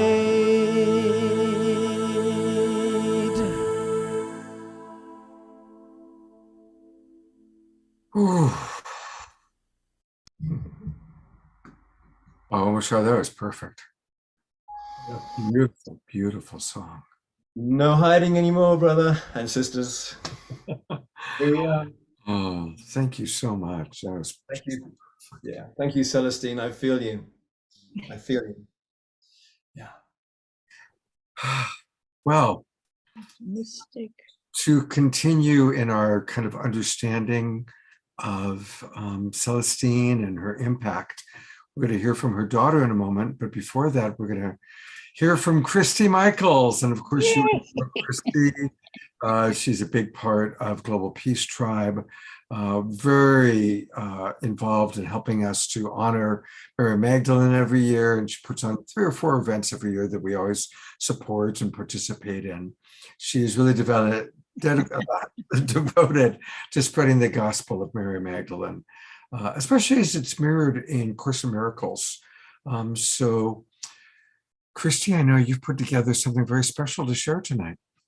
Yes, thank you, Scott. And I'm so excited to show. I worked in a high priestess ceremonies with Celestine. That was her favorite thing in the world to do for over 10 years, about 12 years together in many, many ceremonies. So I've put together a slideshow of some of the highlights that are so stunning. They'll just open your heart to the beauty of the divine feminine. But before I put the slideshow on really quickly, I do have to comment about the cosmic Christ because, you know, I've been a devotee, a very deep and spiritual person, and I love this expression of the Christ in a non-dogmatic way, this expression of the cosmic Christ that includes everyone, equalizes men and women, that brings everybody to their heart. And so when I was teaching the Gospel of Mary Magdalene, I came to this section where it says, even in the Gospel of Mary Magdalene is talking about, for those who seek him and find him, you will know the kingdom of God. And I was like, seek him and find him. What about her? You know, and I'm like, I like, okay, if I have to accept that it's him and that we really have to surrender to him, then I will. But just in the off chance, Jesus, I'm praying in my morning meditation, if there's any possibility or any chance that there's another way to see this, or you can help me with this resistance that I have to surrendering to this man, Jesus, and seeking him and finding him and all that stuff. And so I released my question and I sat in my meditation and I just dropped in, and all of a sudden I reached this very profound, very deep, very sweet spot. And I was so enjoying it. I completely forgot that I'd asked a question earlier. And all of a sudden I hear this voice, and it says, because I was about to teach a class the next day, right, to my Divine Feminine group. And I hear this voice and it says, you tell them it's actually H period, I period, M period. And I went, what? H period, I period, M period, what is that? H is for heaven, I is for in, and M is for me. The cosmic Christ consciousness is heaven in me. Right here. That's why we have to go with it. Anyway, I was just like, wow, that was so great. So let me take you on the journey of Christ consciousness with our beautiful sister, Celestine Starr, who was by my side through the last 12 years until really the day before she passed. And we did a ceremony that she and I were planning. We met 2 weeks before she died, and we completed it, which was the feast day of the Gospel of Mary Magdalene, which we held outdoor at Stafford Lake. So Celestine loved dressing up as the divine. And in her incredible efforts, she was always in the middle of any ceremonies that we did. We have hundreds of people that would come out. And by the end of it, we would be all so joyous and happy because we were all honoring that divine spark within and activating and touching that beautiful spark within ourselves. And so for 12 years, I got to enjoy deep, profound, and she was always dressed to the nines. She loved blessing you. That was one of her favorite things to do. She loved saying prayers, and she often is found on my webinars saying prayers, but mostly she loved the divine. She loved being the divine expression of the Divine Mother, the Black Madonna. And so I could always count on her to be incredible. So the very first ceremony that she and I were involved in came from a vision I had. We were both ordained on 10-10-10 by Elizabeth Kelly. And I received a vision that it was time for me to honor the consciousness of Mother Mary for conceiving light and birthing a God. And in the middle of this picture, you'll see Margaret Rigliosa. She's the author that just produced a PhD body scholarly work on the virgin birth phenomena as a real thing, as a real practice, and substantiating it. And you can see Elizabeth is there, Donnie, and Heather's there too. I don't know where you are, but you were there at that event. We were all there together and celebrating this honoring. So when we did the ceremony, Celestine, you can see, she's ablazed in all her glory. She just let go, released, and just came on with the full Monty of activation. Marguerite is holding a little chalice cup full of wine that was placed underneath the altar, and it was an offering that we were making to the goddess Strife, because when we did our rehearsal, some of the women got into a bit of a cat fight of being bossy and not being irritated with each other. And they turned to me and they say, Christy, you got to fix this. And I'm like, what? I don't want to have to fix this. But what I did do was I meditated. I went within and I asked the question, what is this? Why is this happening? And what is there for me to know? And what came up was my cold mother. And I remember going to therapy with a letter my mother had written to me. And I handed it to the therapist and I said, is this a cold letter? And she said, oh, yes, Christy. This is a very cold letter because, a fish in water. I loved my mother and I didn't know what a warm mother was. So I didn't have an understanding. But anyway, we were all healing our cold mothers at this ceremony in order to honor the consciousness of Mother Mary, this high consciousness that was able to, in a purified way, bring in light. And so we did this ritual with the goddess to honor the goddess strife. When you appease the goddess strife, then all is well, right? So anyway, at the altar was all these daffodil bulbs. And so everybody got a gift of the daffodil bulbs. And afterwards I was going, oh my God, we have to do a ceremony when the daffodil bulbs bloom. But how do you figure out when a daffodil bulb blooms? It has to do with the amount of light and water and what kind of soil and when you planted it. It could be 6 to 8 weeks. You don't know when it's going to bloom, right? So anyway, the next ceremony that we were doing, magically that day, Jan Saccone called the ceremony, which was, and Kristen, you'll love this one. It was the release of the voice of the divine feminine, to heal and release our voice so that we may be heard. Because one thing about the released voice of the divine feminine, the mother and the divine feminine, there are no starving children. We speak up. We speak up when we see injustice. We speak up with all these things. And so as I'm running out the door to go to this ceremony to participate with Celestine, what should be there in my garden was the bloomed daffodils from that altar. So we had all these wonderful things. And she always honored the Black Madonna. She always led our processions. And that's another story for another day, how the Black Madonna came into my life. Very magical, mystical story. But she would set up the Black Madonna altars. And she also loved sacred geometry of the divine feminine. And of course, she was loved and missed by so many of us that we have a solid core, about 42 priestesses and priests, and we do a ceremony every year on the eve of Mary Magdalene's feast day, which will be back at Unity Church, first time live this year. Anyway, I got a call to participate and lead a ceremony on the Washington Mall for the Thousand Goddess gathering in Washington, D.C. And I told Celestine, and she said, oh, I'll come with you. And she came and supported me. What I didn't know was that the Washington Mall is in alignment with the obelisk, which is like sitting right in the middle of the Vesica Pisces, right? Which the center piece of the Vesica Pisces translates into the Magdalene, according to sacred geometry.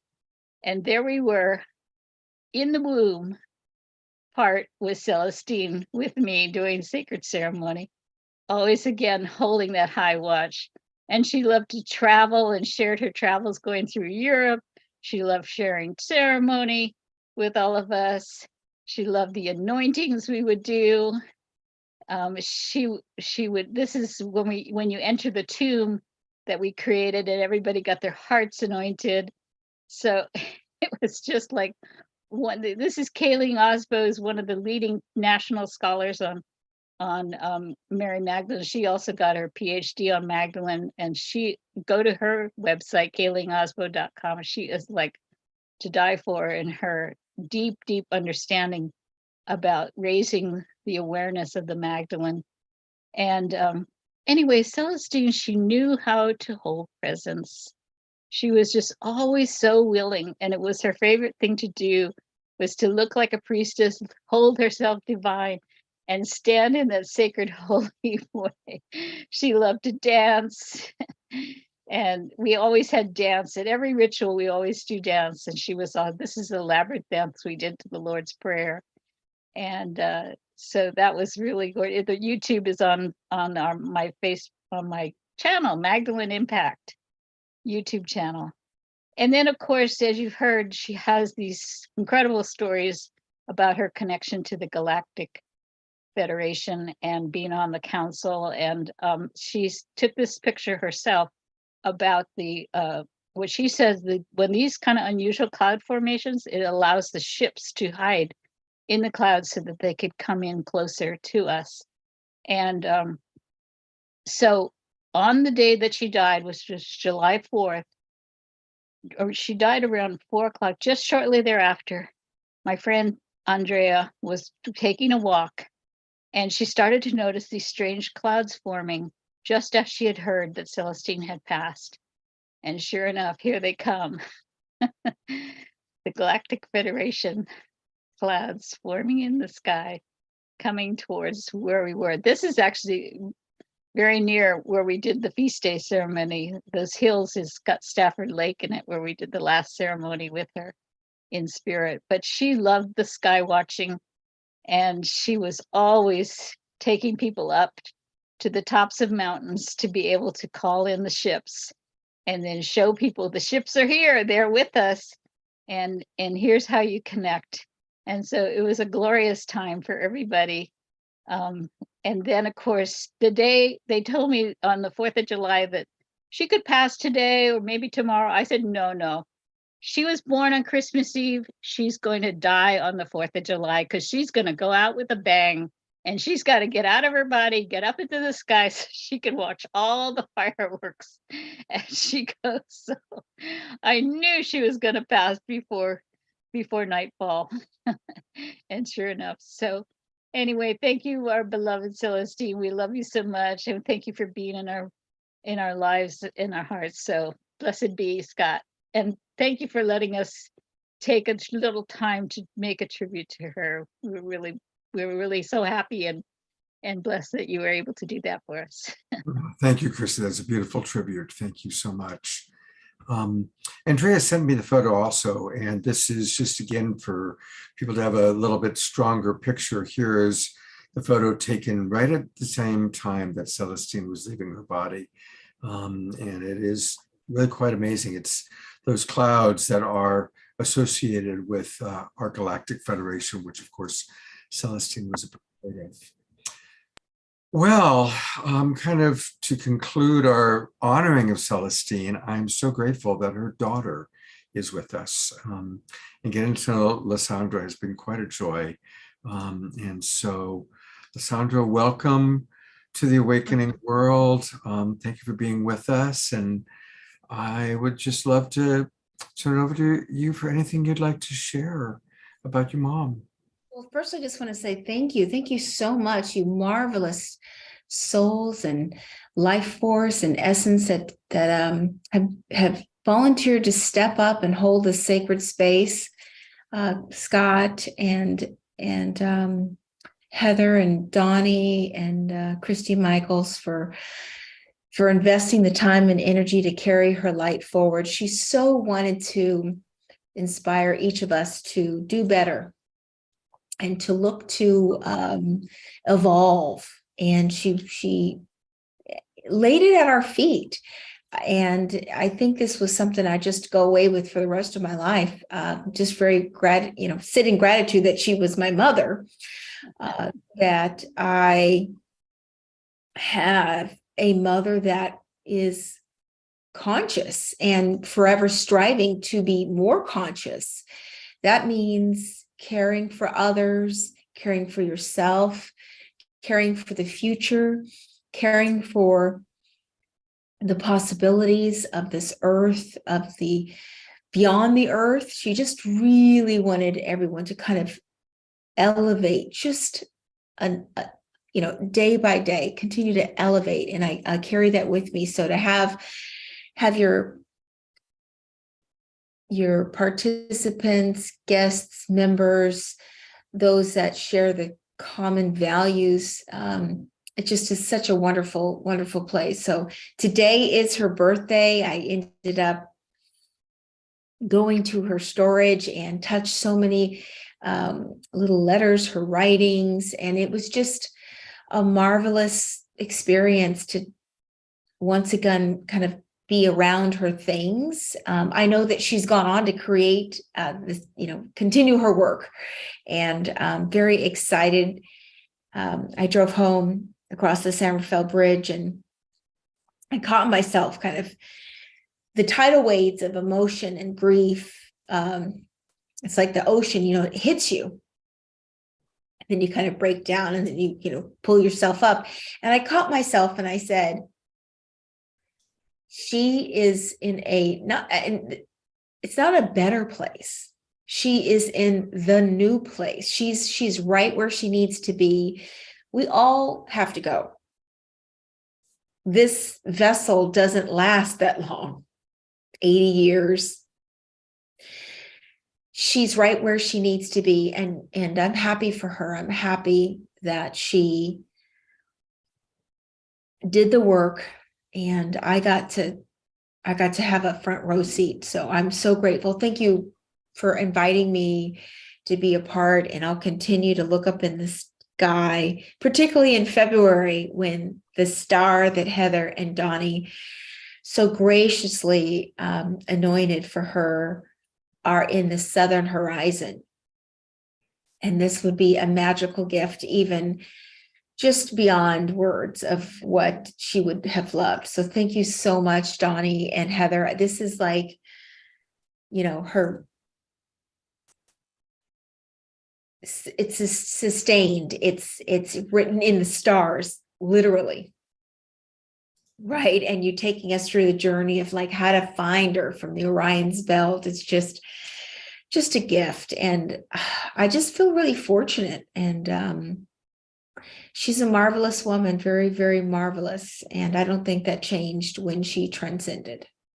And thank you. Oh, beautiful. I'm going to bring back kind of all the people that are part of this celebration.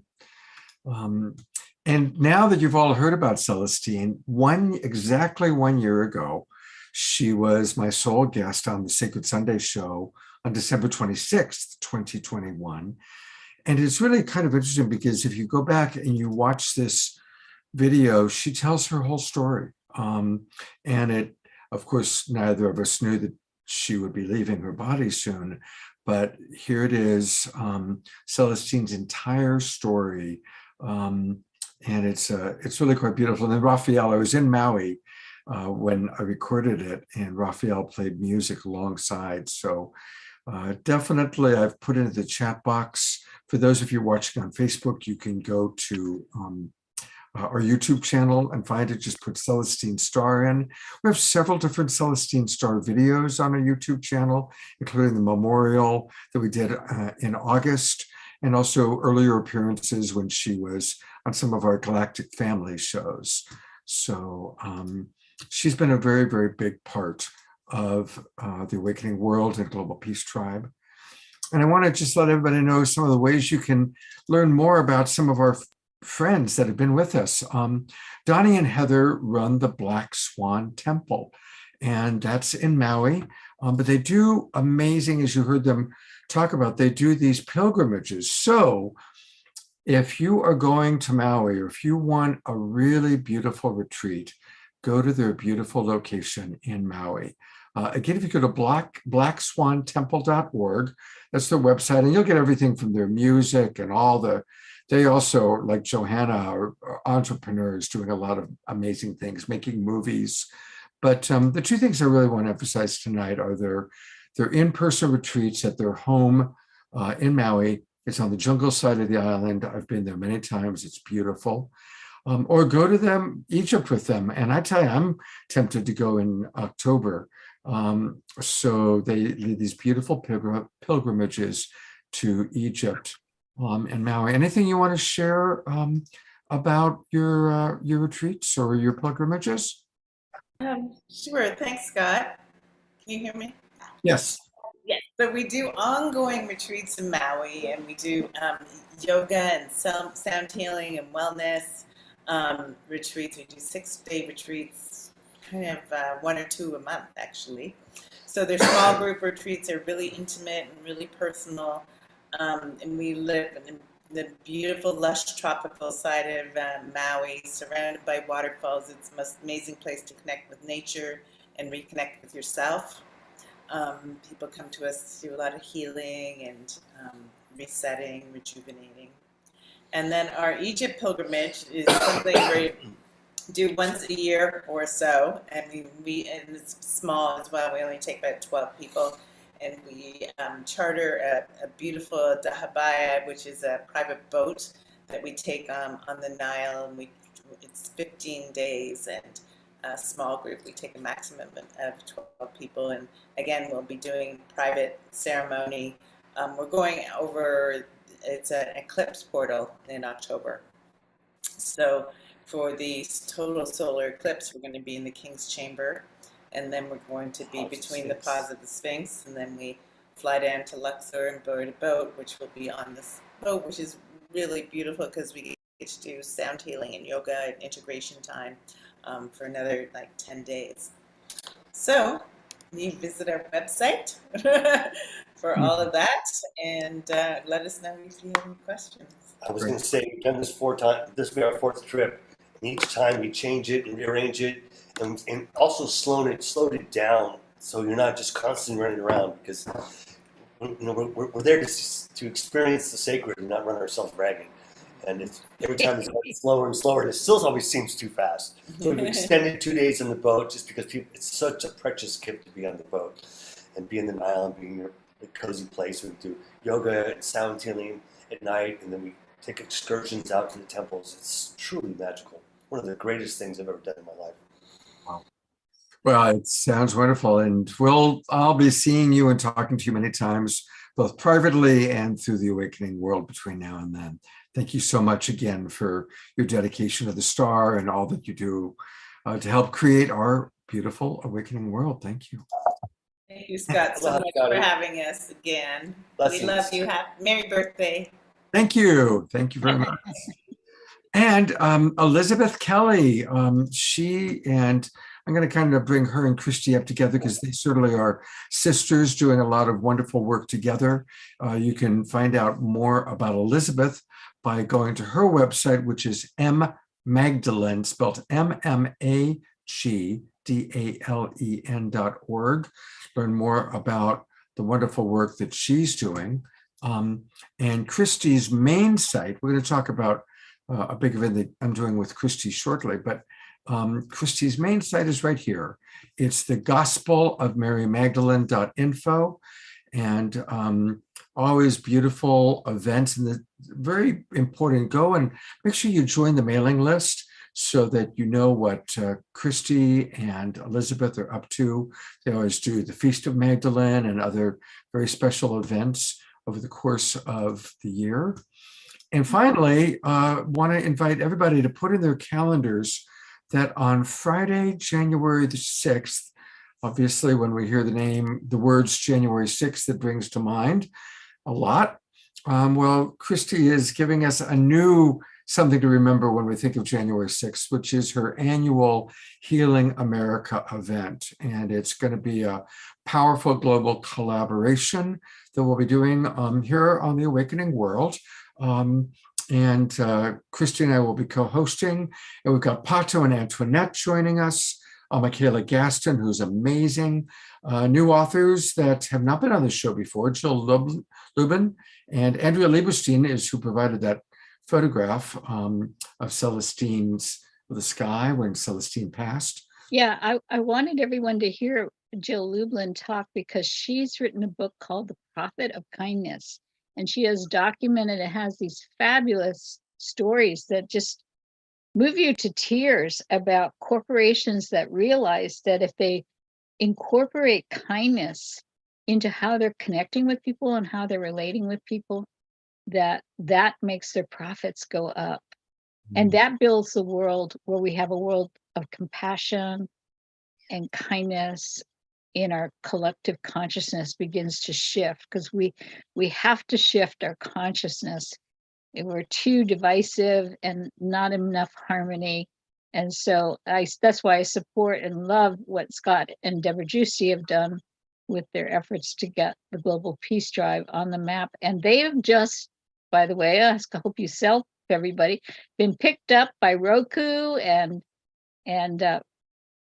Apple TV, and they're kind of going mainstream, I think, right?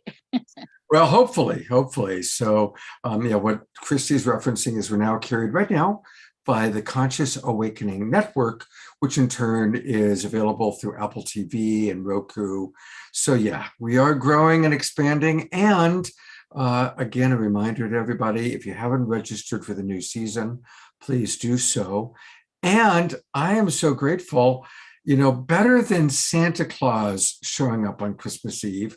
One of his favorite little elf, my favorite little Santa elf dropped in. Kristen Hoffman is here. Yay! And when I saw Kristen drop in, it was like, oh my God, look who got dropped in. Just so grateful to have you with us, Kristen. Oh, well, I had to come be with you to celebrate your incredible life, Scott, for just a bit tonight. Just drop in and be present with you, your beloved soul family. And I have to say, that was so beautiful to get to know a bit more about Celestine's incredible life as well. I feel so honored that I had the chance to co-host with you on one of the shows where she was a speaker in the past year and get to know her and feel her incredible energy. And just seeing those pictures in your slideshow, Christy, it just really brought my heart so much joy and warmth and love. And it's been so special to be here. So, well, speaking of special, the best possible way to start a new year is with the vibration that you create. And you and Cornflower, I thought to myself, I think about 6 or 8 weeks ago, I said, would you guys do another concert on New Year's Day? And I'm so grateful that they agreed and said yes. So want to just encourage everybody to start the new year with Kristen and Cornflower. They met through Global Peace Tribe. They've done a few concerts together now. It's always an incredibly high vibration experience. And so this Sunday, a week from tomorrow, Sunday, January 1st, 1 o'clock Pacific, 4 o'clock Eastern.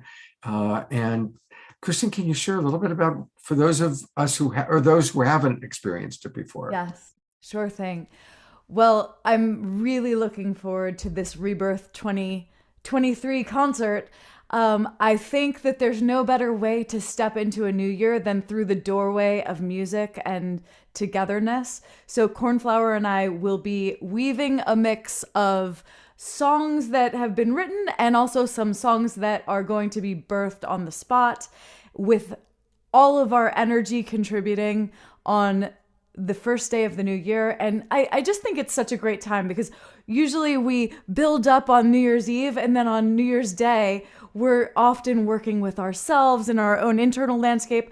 And a lot of times I know I felt like I'm yearning for something to do that really assists in my stepping into the new year. And so if you're getting that feeling, please come join us. It's really going to be a positive time. Cornflower and I weave back and forth. So each of us do about 2 15 to 20 minute sets, and we have themes around each one, and it really is an incredible flow, and there's a mix of life storytelling and really stepping deep into the music. And this is going to be a chance for us to really elevate and tap into our dreams. And I would say that both Cornflower and I share a common intention in that whenever we open up a field to share music, the highest intention and purpose is that we open up a space so that you can reconnect to your divine spark and remember why you're here. What is your mission? What really lights up your heart and your spirit?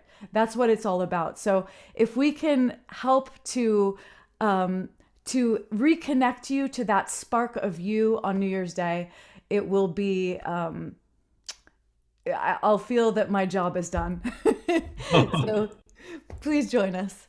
Oh, thank you. And thanks again, Krista. This is a spontaneous surprise that she dropped in. Oh, well, I love you so much, Scott, and I'm just so grateful for you in my life, you in the world. What you are doing is so precious for so many people. You truly are holding the space of the awakening so that the world and so many spirits can wake up together at the same time. I'm just so grateful for you.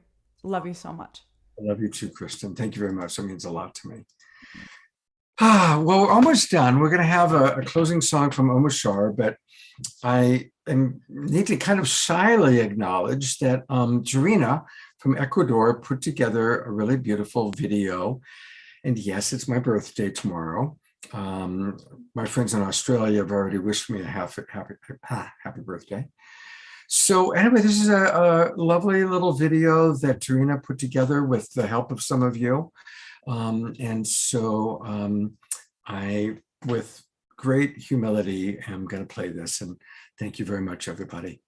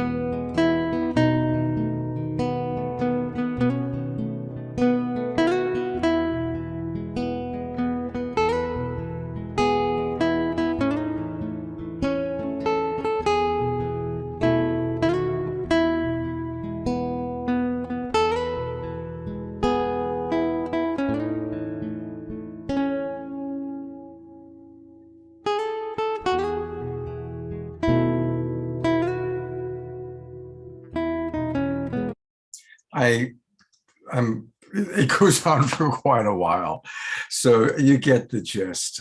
Thank you to all of you that contributed. I see several of the people that are in the Zoom room that wrote these beautiful messages, and it means a lot to me. So thank you very much. And what I want for my birthday is to grow our global peace tribe. So please share our shows. Go to our YouTube channel. Take a look. The very first playlist that shows up are dynamic segments. And open it up and pick your favorite segments. Kristen Hoffman playing while Keishi dances, Reverend Michael Beckwith, Marianne Williamson, and all of our favorite people. There's a lot of really wonderful segments. Pick one or two and show it to somebody. Create watch parties. Pick your favorite shows or segments. And that's a wonderful way to grow our tribe. Because honestly, after every show, I go, my God, that was such a great show. And instead of hundreds of people watching, I want thousands. And once we have thousands, I want it to be tens of thousands, and then I'm going to want it to be hundreds of thousands. Because the messages, the inspirations, what all of you share is so important. So this year, let's grow our peace tribe. That's my birthday wish. All right, thank you. We are, as we always do now, we're going to close with Omashar. If I can find him. There he is. Hey, brother. Happy birthday, young man. Holy smoke. Well, thank Wow. you. I know, right? There are no words. There were actually some words coming up on the video that I sent to Darina to add to the whole thing. So hopefully you can look at it in your own time and receive the love from us all, because you are just so awesome. And I am so grateful, as we all are, for you in our lives. And I think that's the right way of saying it.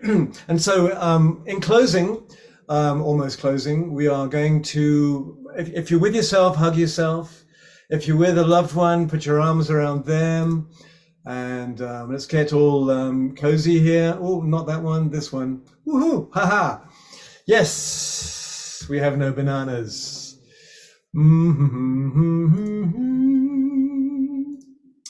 Right. Right.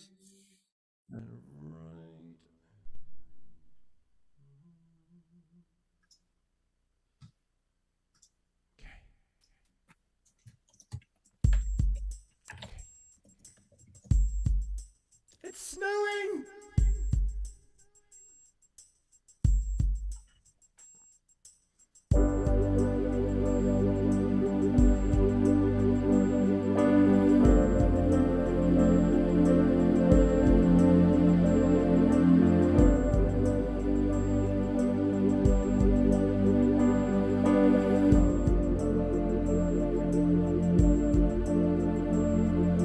Have yourself a merry little Christmas. Let your heart be light. From now on, our troubles will be out of sight. Give yourself a merry little Christmas. Make the Yuletide gay. From now on, our troubles will be miles away.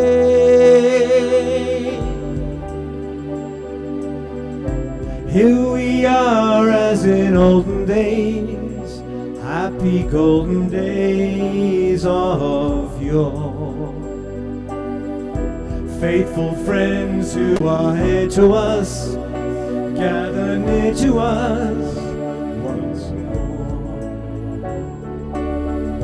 Through the years we all will be together, if the fates allow.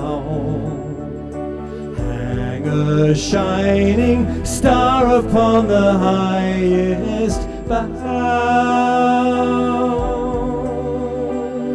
and have yourself a merry little Christmas now.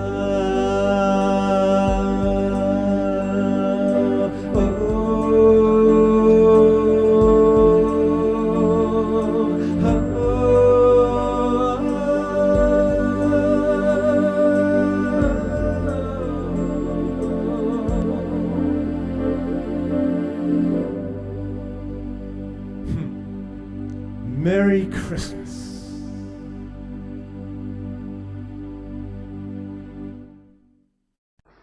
I'm going to gallery view. Everybody, I saw Twinkle, Beloved Omashar. It's awesome. I didn't write that. That's perfect. How wonderful. I just love that. That's really, really fun. Well, thank you, everybody, for being here. Another beautiful, amazing show. Wishing everybody a very Merry Christmas. And we heard many different ways to celebrate the Christ energy, the light energy. And so in whatever way you choose to celebrate, to experience it, I'm honored to be able to share these amazing experiences with you every weekend. So thank you so much. We have a wonderful show next Friday night, Saturday night, and of course on Sunday, the New Year's Day concert. So please do register, share with your friends. Let's grow this out.